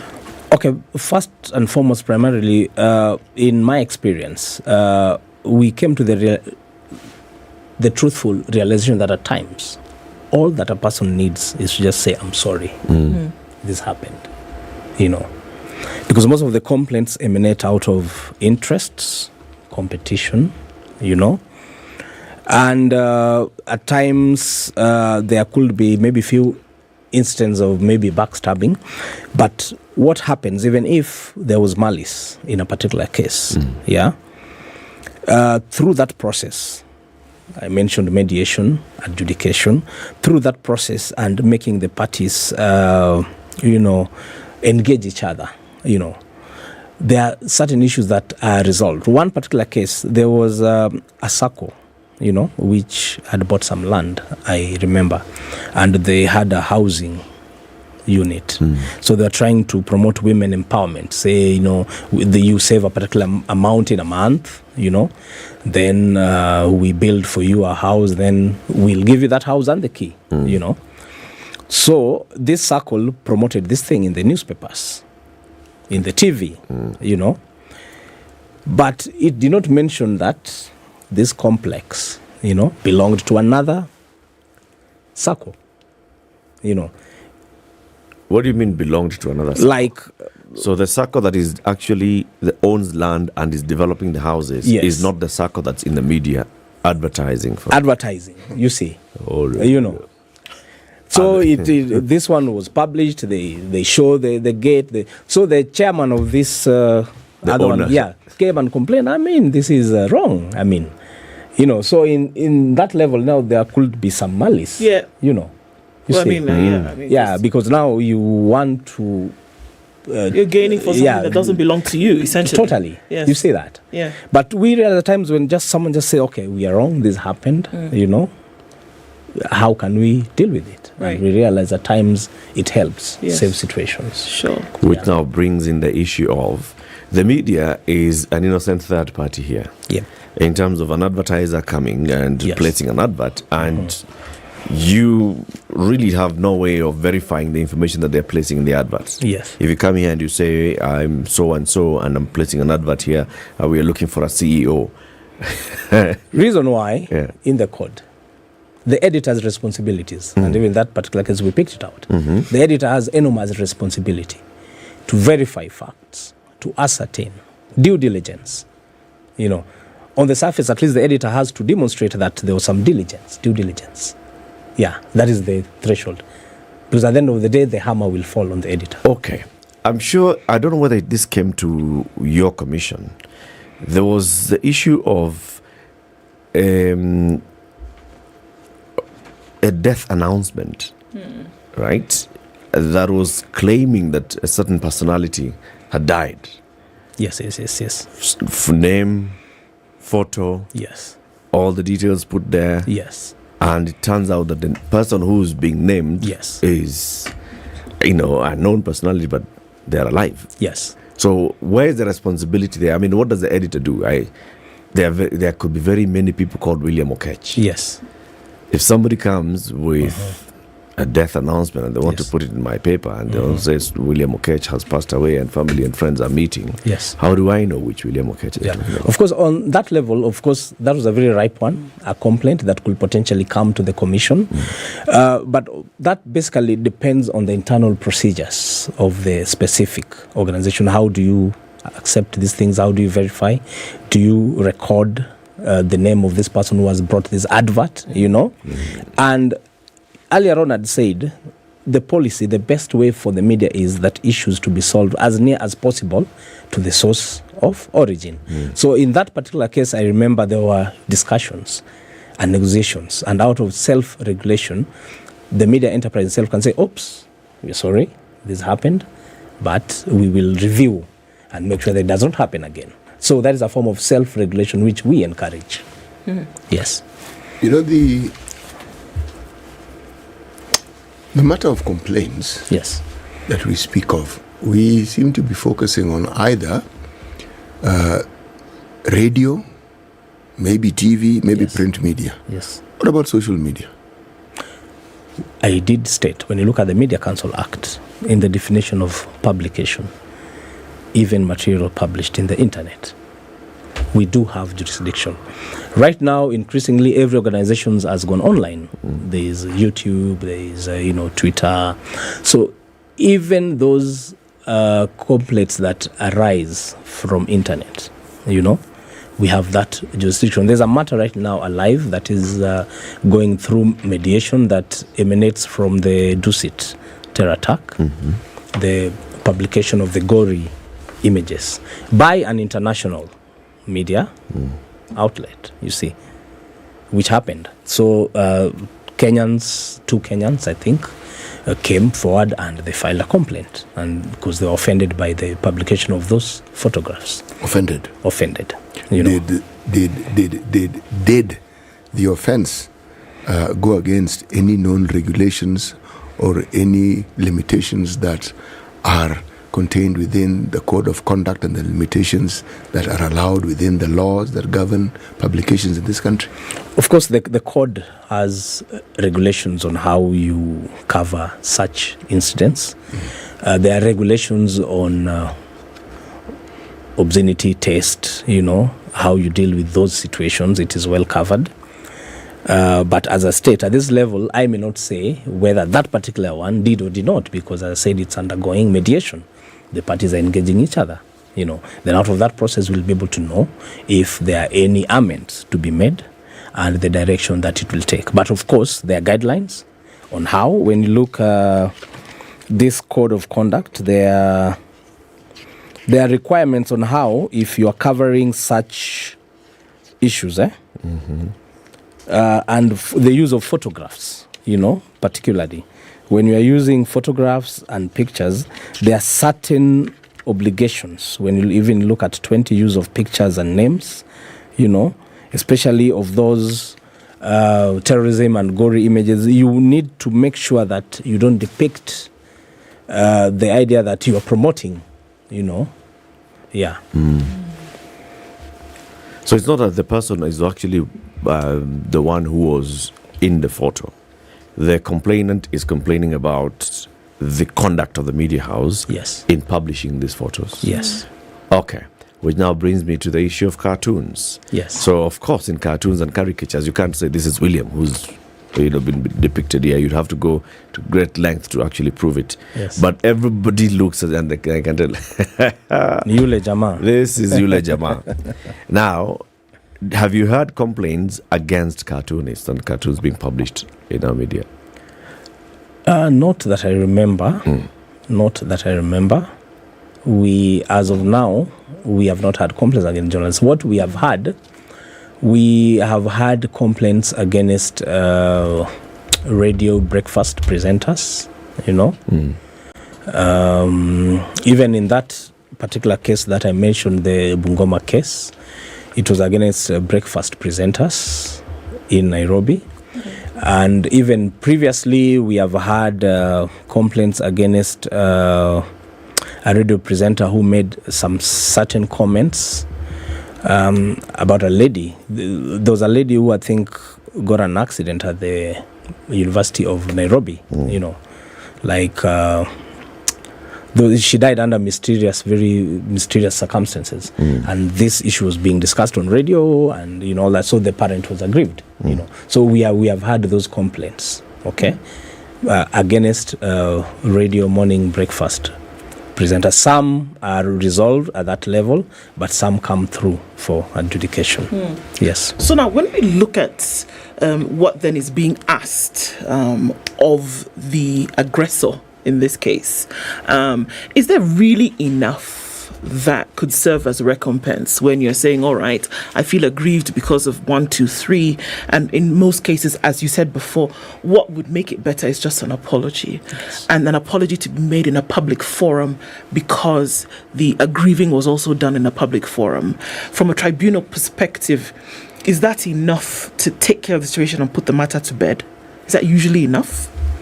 Yeah, more or less, like I said, the psychological need of anyone, to be just told sorry. This happened and we are sorry. We take that blame. That unsolves almost half. But it may not be enough because we also encourage. I mentioned self-regulation. Like internally, you should have systems of how you sort with issues. Yes. So it's also important that we strengthen that aspect. That when issues come, you can sort it here, and it's a requirement also. You should listen to people and sort them. But sorry solves it so much in a big way, because at the end of the day, it's always not about the money. But it still needs a tribunal to step in and to then mediate to have that sorry being said. Yes. In most cases, all right, in any cases, do you find that the aggrieved party has maybe sought to contact the person that they feel or the entity that they feel aggrieved them before it comes to the tribunal? And does the answer come out as, well, we're not going to deal with that, or ignore it? So do you find that most cases that come to you because previous communication channels had broken down. Quite right, you're quite right. In fact, in one matter, a complainant had sought audience, came to the media enterprise, sought to meet the editor, and he was totally ignored, totally shunned. And even though the commission made a finding, there was a finding that, it is your responsibility to listen to the concerns and question them and answer them, So that is true. More or less, most complaints come because people are not listened to. You shut your door to them, you don't listen to them, so they have no option but just to come to us. One thing that maybe I need to emphasize, journalists also have a forum to complain against harassment, against destruction of the equipment, being denied access, but very few of them are taking this up. Because we have powers to even order for compensation and repair of equipment which have been destroyed. But very few journalists. Fine, you may have been assaulted, let police deal with the criminal aspects. But also if your equipment has been destroyed, your camera has been taken, confiscated, come to the Complaints Commission. If you want to go cover some county proceedings somewhere and you are being blocked or arrested, come to the Complaints Commission. We will listen to them. Journalists, and this should go out to them, it is their commission. They also need to complain as much as the members of the public are complaining. Yes. Every time I hear the word complaints, I don't in the same breath hear the word resolution. Yes. I just hear issues being brought about. Now, what if someone wants to complain about your commission? Where do we go? Complaining about the commission? Yes. That is quite general. Will it be a complaint against a decision of the commission? Yes. Or it has to be a decision because I cannot complain about the conduct of members of the commission. Yes, everything that has to do with the work that they do. See, I know you mentioned that if one is aggrieved by the findings, one can go to a higher court. Yes, that is true. Yes, but if my complaint has to do not just with your finding, but the manner in which you've gone about it, where do I go? The Media Council Act has provisions for that. If in any way anyone is aggrieved against the manner a member, has discharged his duties, or myself as the chair, there's a provisions for the setting up of a tribunal. You make a petition, to the CS, and the CS will look at it, and if there's credence, a tribunal is set up. Because the commission is independent, and it has protection of the law. You can only remove a member or the chair by way of a tribunal. So indeed, you can do it by way of a petition to challenge that and get the tribunal. The tribunal will take the evidence and listen to that. So if there's any breaches, then there'll be accountability at that level. All right. Yes. William, for the last, let's say, couple of years, have you seen an increase in the number of complaints being brought before you, or are you seeing a decrease in that? How would you rate maybe awareness of people, the sensitivity of people, and the willingness to bring matters before you? From my experience, because the current commission is running on a 3-year term, of which this is the last year, there has been a direct correlation between awareness and sensitization and uptake of cases. Because so many people outside there are not aware that if they are aggrieved by a publication, they're not aware that they have recourse that they can complain. But increasingly, if people are sensitized, if people are made aware, then there has been an increase of cases. And of course, this normally happens at pivotal times, because particularly even during elections, previously, 2017 it happened, and 2022 it happened. There has been an upsurge of cases because there is expanded coverage. Like in 2017, we had even contestants themselves coming to complain, that this person is the owner of this radio station, she's my competitor, vying against me, So we have handled those. Okay. Yes, yeah. We thank you very much, William, for joining us. The Honorable William Okech, he is the chairman of the Media Complaints Commission. He's been here telling us, if you've got any complaint against media, content in the media, how you can have them addressed by the Media Complaints Commission. Thank you very much for joining us today. Asante, shukran kabisa. Thank you. This is Kenya's biggest conversation, The Situation Room. In the next hour, we talk to the person who complained against the former IEBC Commissioner, Irene Masit. Good morning, 8 a.m.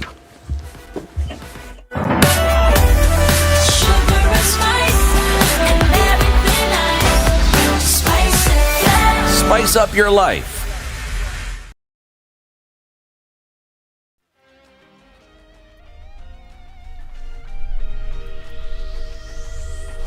Good morning. This is the Newswire. I'm Leah Ubaga. Nairobi Senator Edwin Sifuna has called on the Kenya Kwanza government to reintroduce subsidies as they come up with other ways of improving the country's economy. Speaking at a local TV station, Sifuna said the government has been unable to come up with a concrete plan that would reduce the cost of living, something that is hurting Kenyans. He adds that any reasonable government that wants to grow the economy has to also deal with the question of energy. I bought tokens for my house. Just for comparison, in 18th July last year, 3,000 shillings got me 137 units. And if you look at the fuel charge then, it was 635 shillings. Only 1,728 out of 3,000 shillings went to the token amount. If you look at the cost yesterday of electricity, the same 3,000 shillings got me only 117 units of electricity. And the amount that was spent on the token is 1,474, which is less than half. So that more than 51% of the money you spent on electricity goes to taxes and levies. We were thinking that there was an undertaking from this current administration that within, I think they said 90 days, that we would see a reprieve. But what we are seeing is that they have been unable to come up with any concrete plan that would reduce the cost of living. Sifuna further stated that it was unfortunate that the prices of staple food had drastically gone up, making the common mwananchi unable to afford food. You are talking about the price of sukuma wiki and tomatoes jumping by 11% and 7.8% respectively. If we get to sukuma wiki being unaffordable, because sometimes even if you don't have a protein in your meal, you can have your slice of ugali and sukuma wiki and you call it a day. But even sukuma wiki now is becoming unaffordable. Tomatoes are becoming unaffordable. So what we want to see, and this is why when we were at the Jivanji prayer rally, we gave the administration 14 days to come true on their own promises to lower the cost of living, because we believe there are things that can be done. The Public Service Commission will today interview 48 more candidates for the Chief Administrative Secretary positions, the vetting which is set to be concluded on Wednesday next week. Today enters day 2. Among those who were interviewed yesterday were former Samburu Governor Moses Lenkulal, former Kankunji MP Charles Njagwa, and former Sterehe MP Margaret Wanjiru. Former nominated MPs Isaac Maur and Wilson Sossion also faced the interview panel. Others who were vetted were blogger Dennis Itumbi and former Independent Electoral and Boundaries Commissioner Thomas Lentangule. At least 25 people have been killed across the country in the last 1 week, according to police records. Among those killed is a 10-year-old girl who is suspected to have been murdered by her mother in Kangundo for refusing to go to school. The youngest suspect arrested by police is a 12-year-old boy who is suspected to have killed his grandmother in Namanjalala farm in Maili Saba, Trans Nzoia on Monday morning. Joseph Mulati, 43, was also found dead in his house with a stab wound in the chest. This event comes as records indicate that at least 15 other people were killed by mobs that also left 30 others injured in separate incidents. The Deputy Speaker of Kirinyaga County Assembly, Njamumo Namu, has assured traders in the Kagio market that their concerns will be addressed. Njamumo said that the ward representatives will hold a meeting with the traders and then submit their complaints to the relevant committee. He said afterwards that implement the county's integrated development plan. Saa hii nimewahakikisha kwamba mimi ni mwanachama wa hiyo kamati. Tunaenda kuketi chini ndio sasa tuite wale ambao wana ile jukumu ya kulete malalamiko kwetu. And in the international scene, more than half of Argentina has been left without power after a fire affected the national electricity grid. The capital, Buenos Aires, other major cities and large swaths of the countryside are wholly or partly affected. The fire reportedly started in open fields, affecting crucial power lines in the coastal zone and putting a nuclear power station offline. The blackout comes in the middle of a heatwave and drought in Argentina. That's the Newswire. I'm Leah Ubaga.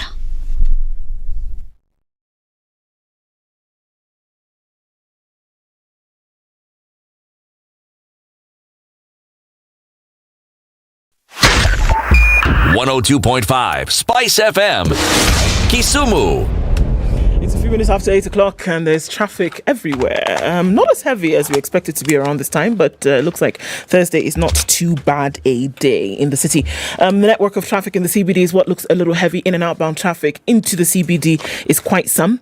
We're looking at it heavy on the Thika Superhighway, just at least until that outer ring junction. Juja Road started early as well. It's going to feed off towards Muranga Road and then out towards the other side of the city. We're looking at Manyanja Road, also heavy here and there. Lunga is also pretty busy, as is Ngong Road. All right, Langata Road is coming well off of Magadi Road today with some traffic getting into the city centre, connecting via Uhuru Highway right at the Nyayo Stadium roundabout. So, pockets of traffic here and there should be manageable, at least for now. If it gets unmanageable, how about you let us know? We can spread the word. Find an alternate route, SpiceFM KE on Twitter.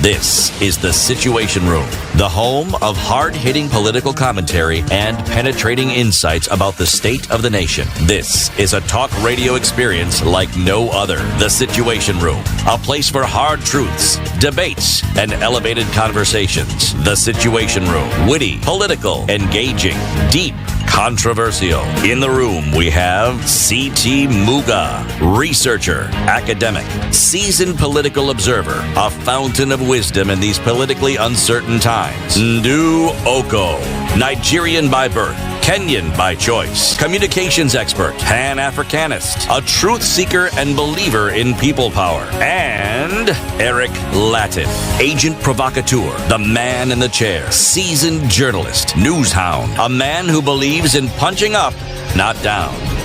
This is The Situation Room. Good morning. Welcome to the third hour of the show today. Happy Thursday, second day of March 2023. Still live on Spice on KTN Home, online, YouTube and Facebook. Spice FM KE is our page. This hour we are hosting somebody different. Dennis Nthumbi is very many things. He is a security analyst, a political commentator, faith. Okay, what are you when it comes to faith? Reverend. You are an ordained reverend. Ordained reverend. So. Ordained in which church and denomination? Newbridge City Chapel and M International Ministries. M International Ministries. Okay. So an ordained priest. What else are you? Nairobi businessman. Husband, father, brother, friend to you and many others. Kenyan citizen. Yes. Well, good. Dennis was one of the complainants who filed a petition against the IEBC commissioners, and this led to the formation of a tribunal to look at the conduct of the 4 IEBC commissioners. We know that 3 of them decided to resign before the tribunal started its work. 1 went through the process of the tribunal, the Mchelule Tribunal, and Irene Musit has now been removed from office by the president. Dennis, we welcome you to the Kenya's biggest conversation. Thank you very much, Eric. This month, C.T. Muga has the day's proverb. Yes, our proverbs for the whole of this week, ending tomorrow, are from the country of Uganda. Today's proverb: one who was not there kills the buffalo. One who was not there kills the buffalo. Yes. Mchungaji, what do you understand by this proverb? I mean, that one needs deeper translations and revelations. I wouldn't know what. You want to take some time? Go to the mountain or what? What the Ugandans wanted to resolve by the buffalo, or whatever it is that there is. But it sounds deep. There's a possible depth in that. So only City Muga can tell us. City Muga, please. How do you kill a buffalo while you're not there? Exactly. Yes. Buffalo, big animal, difficult to kill. It's more, well, you're right in that it's cryptic, but it's cryptic in this sense.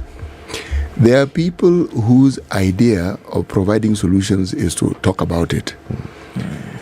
They will provide solutions, they will prescribe, they will talk about things that ought to be done, and yet they are never really part of the solution of actually doing it. But they are very quick to say, this should be done, this can be done, no, this is simple, this is the way to go about it. And yet, the reality is that the process they speak of so glibly is not as simple as it sounds. Yes.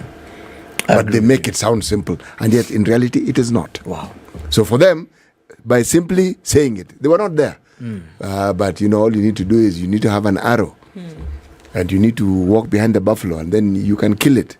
And perhaps if given the opportunity, they would not have been able to execute. Yes, exactly.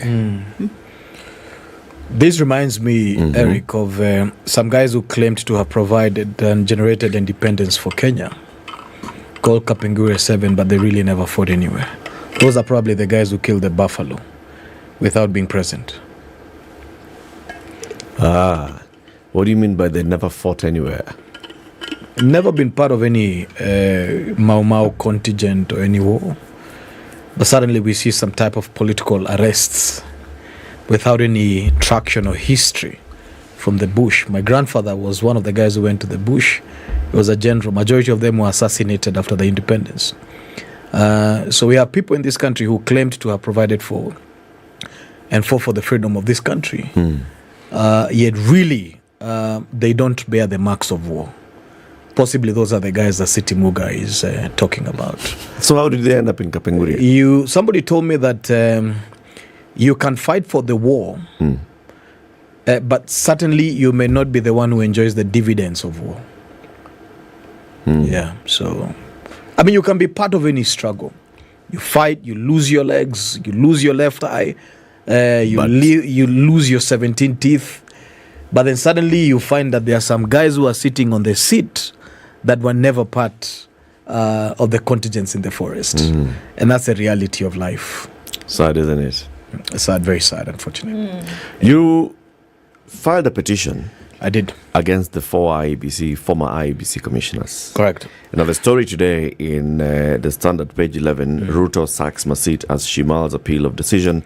The president did not wait for the 30-day window forwarded to him in sacking Electoral Commissioner Irene Masit following recommendation by a tribunal that he formed to investigate her.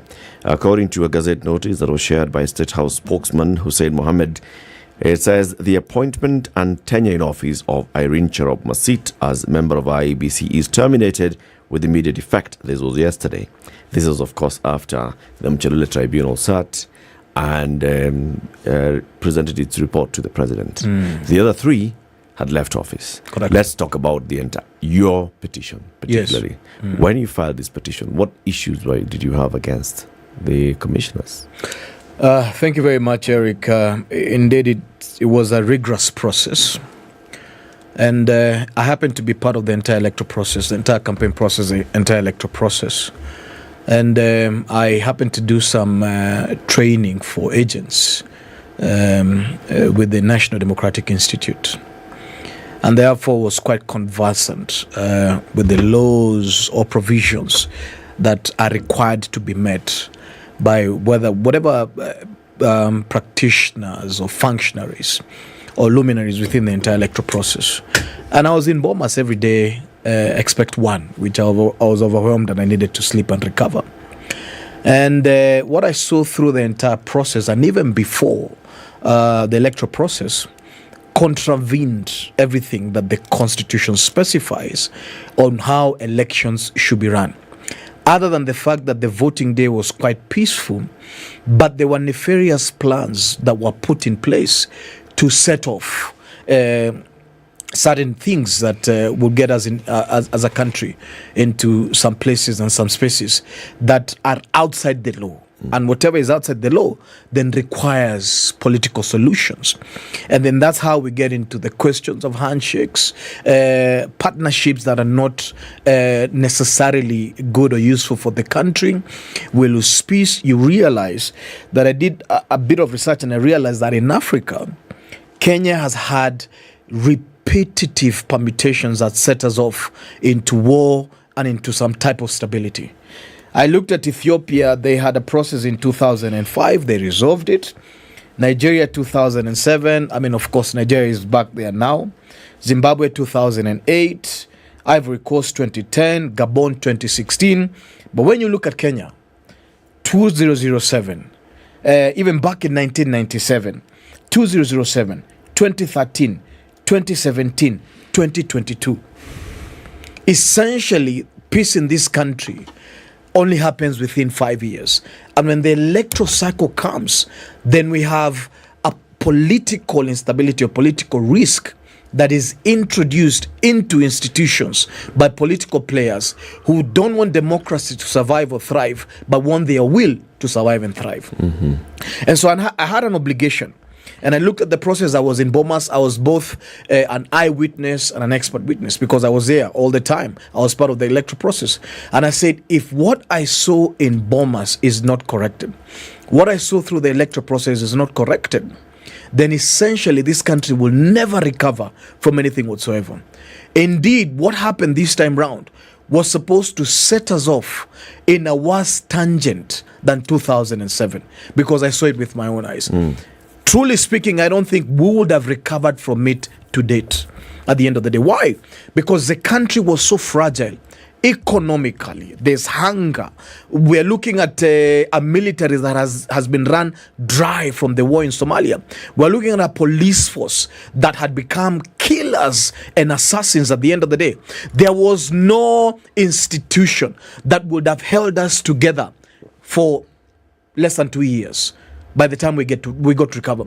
2007, we had a bit of strong institutions at the end of the day. The military would have come out and supported us at the end of the day. But when you look at it, 2022 we're looking at a country that had hit the lows of the lows. It was in ICU. And so when you plug off the oxygen from anything that is in the ICU, we were likely not to recover. And I'm telling you the truth. Why didn't we head to in that direction? We didn't head into that direction sincerely. Let me tell you something. I have great respect for men of integrity. And I'm telling you the truth. Anybody can say what they want to say. But if we did not have the man called Chebukati, this country would have burned down. I realize the strength of one integral man can hold a nation. You don't even need 17 of them. You need one guy like Chebukati consistently, and this country will be saved. Let me ask you, Dennis. You talk about the fact that the reason why you went, or rather why you then petitioned for Commissioner Irene Masit then to be sacked was because you felt as though there was electoral mishaps, and that this, having seen the pattern over the last 10, 20, 15 years, is you wanted to now see how these things could be overturned. All right. So now the tribunal sat its course. She has then been sacked, essentially. Do you feel now that electoral mishaps have been solved by virtue of this petition having gone through? So essentially what happens is that the entry of the 4 commissioners was a late entry into the commission. And their entry was essentially facilitated by a cabal of politicians, elite politicians, who wanted IEBC to rule and judge in a particular way. The evidence is there. The report that has been given by the Muchelule Tribunal, which I was a tribunal witness, number one, then afforded for a lot more information on what happened, the plans that were set on that other day. When you look at my petition, which, by the way, this was one of the most painful fights I have ever picked. I had no idea that there was such darkness in IEBC, and I had no idea that my life is going to be a risk and many of those things. And I can tell you, it's by the grace of God that I'm alive today. When you look at what I put in my petition, the functum of the petition, the facts, and the fact that I laid based on the Constitution, I relied on my presence within the electoral process and Chebukati's affidavit at the Supreme Court, which was part of a winning case at the end of the day. And what I wanted was to lay base for the IEBC to come and testify on exactly what happened on matters that we didn't see and I couldn't see. There's what I saw, but there's what I didn't see at the end of the day. And I wanted to lay basis for IEBC to come and tell Kenyans what exactly happened. Why did you split? Why did I suddenly see people at Serena? And you know that the drive, by the way, the drive between Serena and Bomas is on that day, because there was essentially no traffic, is around about 7 minutes. But the media was set, the podium was set, everything else was set, is that there was a plan that was in place. What I saw at Bomas, in fact, what I saw there, you know, many of the days we had issues, but we didn't know that it was going to come to this. So what I wanted is essentially a truth to the fact that, was there a plot to sabotage and overturn the will of the people? And if that was there, we need to hear it. Okay. And when we hear it, then actions must be taken. Okay, and those kind of people must never hold public office again. So you previously had said the reason why you were doing this was to show that there are electoral mishaps in the country. Correct. Now you're saying that you did this so that people could know exactly what happened at Bomas. Absolutely. I want to know, is it one or the other, or is it a combination of the two? So there was a lot that happened within our electoral process. That is part of the 7 things that should be looked at. We had a voter buying. The chiefs were involved earlier on. They used relief food to take away IDs. There was vote suppression even before the elections happened. What you saw in Bomas was a tip of the iceberg in terms of the nefarious and dark plans that were planned against this nation to suspend the democracy. So what I'm saying is that the tribunal and my petition in Parliament was merely dealing with the removal of office of this officer so that we can have other integrous Kenyans who come into place. There was a ruling by Judge Mrima. And the ruling by Judge Mrima found fault in the selection panel of IEBC at the end of the day. And Parliament took this up and say, for as long as we don't correct the selection of the IEBC officers, then we will always be given people who can be controlled by politicians rather than sticking to the fidelity of the Constitution. And Parliament took that and they amended. Now we have a new selection panel in place. So there was almost for about 2 years things that were set in place to make sure that the electoral process failed, including the police, including everybody else. Bomas, we didn't have an effective command system of the police. For 2 days I couldn't leave Bomas because I was subject to kidnaps at the end of the day. You were kidnapped at Bomas? We were subject to kidnaps. Two of some young boys there were kidnapped at the end of the day. Some guys never found their way to life again.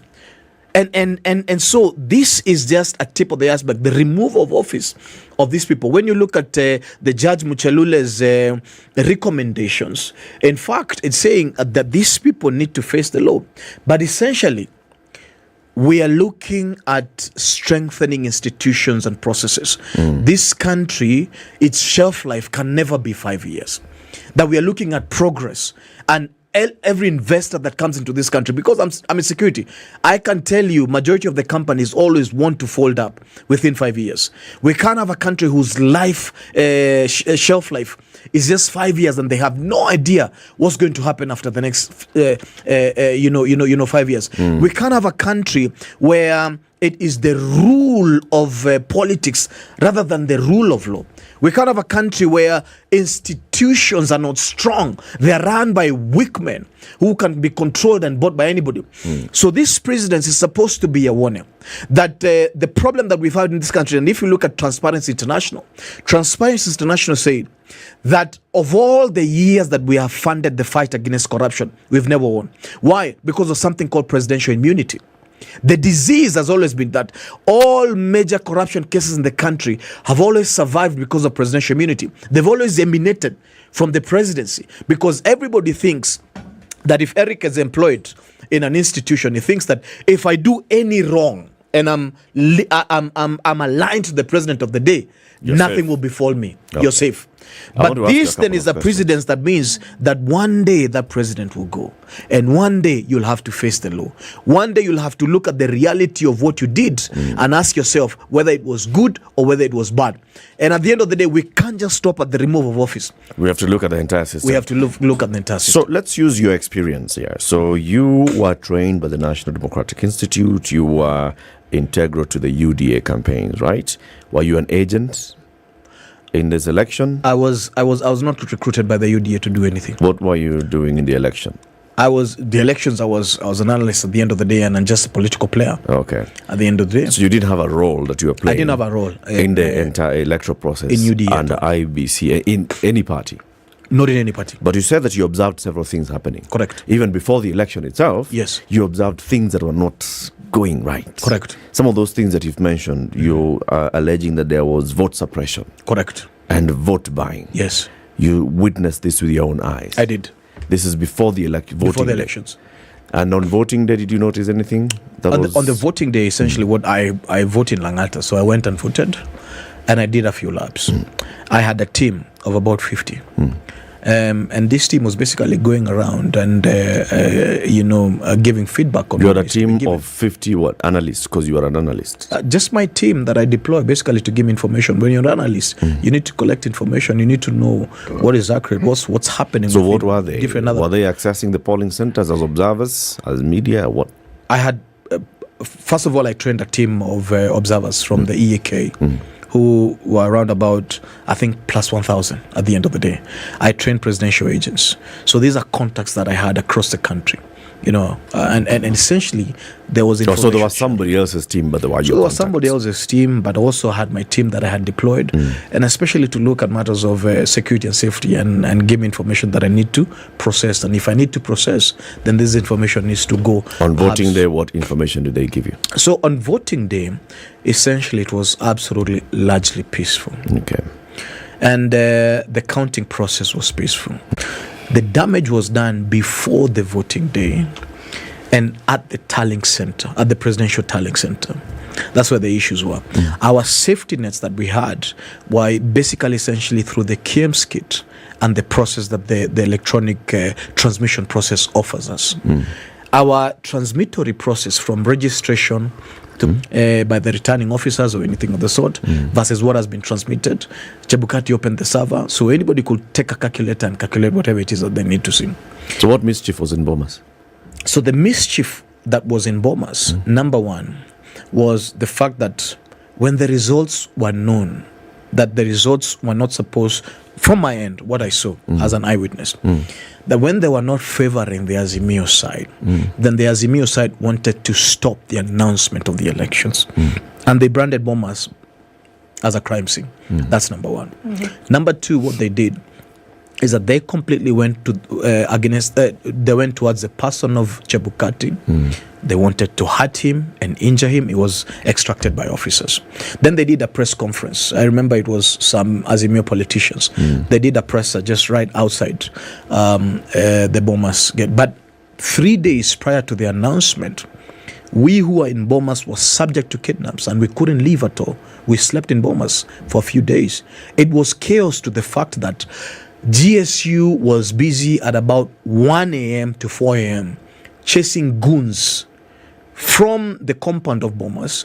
Bomas itself was supposed to be taken over 3 days before the announcement. So the Electoral Commission that was in charge of Bomas, correct, was doing its work as all these things were happening. Yes. The registered agents for the presidential candidates were freely traversing the area. Yes. Observers such as yourself were in Bomas peacefully. Not peacefully. You are in Bomas. Yes, we were in Bomas. Security agents were doing their work, which is blocking the hired goons or whichever goons were trying to come in and ensuring your safety. That's why Dennis Dumbi was not kidnapped. Okay. So things were working. Things were working. So the security was working. It was doing what it was supposed to do, which is ensure safety of Bomas. The commissioners and the staff of the IEBC were working, which is receiving and in tandem and tallying, yes, and recording the results and reading out to the people. Yes. Why is the mischief? The mischief essentially is what you saw. There's only one gazette to the Chebukati affidavit, was that it afforded us interior details of the dealings that were designed to subvert the will of the people. And this is what Chebukati came and testified at the tribunal. And not just him, Commissioner Gulu, Molu, and the rest testified that Irene Masit and the rest of the other commissioners had accepted the invite by NSAC and others to subvert the will of the people. That is serious mischief. The other mischief that we saw, and I told you that prior to the counting day, they wanted to stop the counting process. They wanted to stop the announcement process. At the end of the day, you saw yourself, Azimio agents were on the floor, stealing gadgets and running amok and doing many of those things. There was a lot more that was going outside. It was helter-skelter with GSU. They had deployed over about 100 goons to come and stop the process. That is serious mischief. The police deployment itself at that particular time in Bomas was designed to fail. There was no proper command and control system at the end of the day. Getting into Bomas, privilege was more Azimio than anybody else. A lot of that is mischief. And I'm saying the Dennis, access... You're contradicting yourself, because you've said security was tight, security was working. Now you're saying there was no command center. I told you at the end of the day, let me tell you something from a security perspective. If your command and control is loose, then you have goons all over the place. When you see yourself running helter-skelter in a national asset like that, it means that your control was not good. Number two, if people are in Bomas and they cannot leave to go to the toilet in Bomas because they'll be subject to kidnaps, then that is not security is not tight at the end of the day. If we couldn't leave to go and have a meal outside the restaurants, I can because tell you were fearing for your life. We were warned and we were fearing, and the place was porous. Were you prevented from going to these places? Yes. By the goons, by the police, by GSU, who by? A security advisory came and I said, please, for as long as you're not from this side, just remain inside until we deal with the situation. Where did the security advisory come from? From the security on the floor. So essentially, what happened is simple, is that they needed to deal with an issue that they had lost control before. And because essentially shocking is that a lot of these people came in as accredited people, but they were not essentially coming to do the counting or the tallying or anything of the sort. Who accredited them? Political parties apply. I mean, they can. But who accredits? They IEBC. submit a list, so IBC accredits. Okay. So they submit a list. The list can be anybody at the end of the day. They don't just know what like you're coming Dennis to do. Ndumbi was there. He is not an official of the political party. He is not an agent of the political party. I was an invite of the media, so I had gone there to do my analysis. So you were there as invited by the media, yes. And you got your accreditation to get there. And nobody can call you a goon. No. Because they don't know how you got there. I mean, I did not go there to destabilize. I did not go there to kidnap anybody. I essentially went there. Was anybody kidnapped? Anyone that you can mention, or people whom you know or who are there? Were people kidnapped? Do you have reports and evidence that people were actually kidnapped? People were subject to being kidnapped. Two of the boys, would allow me not to mention their names, and this is on file and on police records. Two of them left to go to UDA agents, by the way, left to go to the camp. By the time they left one of the doors or access doors from Bomas to their car, they were kidnapped, blindfolded, and they found themselves in a location that essentially they were not supposed to be there. And whoever who was ransacking them and ransacking the bags is a senior politician in this country at the end of the day. So these are facts that are there. They're on record. A lot of these affidavits are available. But so majority of these things... Your issue... At that point, your issue was lack of proper command and control by the security agencies. My issue was lack of proper vetting by the IEBC in accreditation of the people who are accessing Bomas. Did you have an issue with the conduct of officials of the IEBC and the conduct of the commission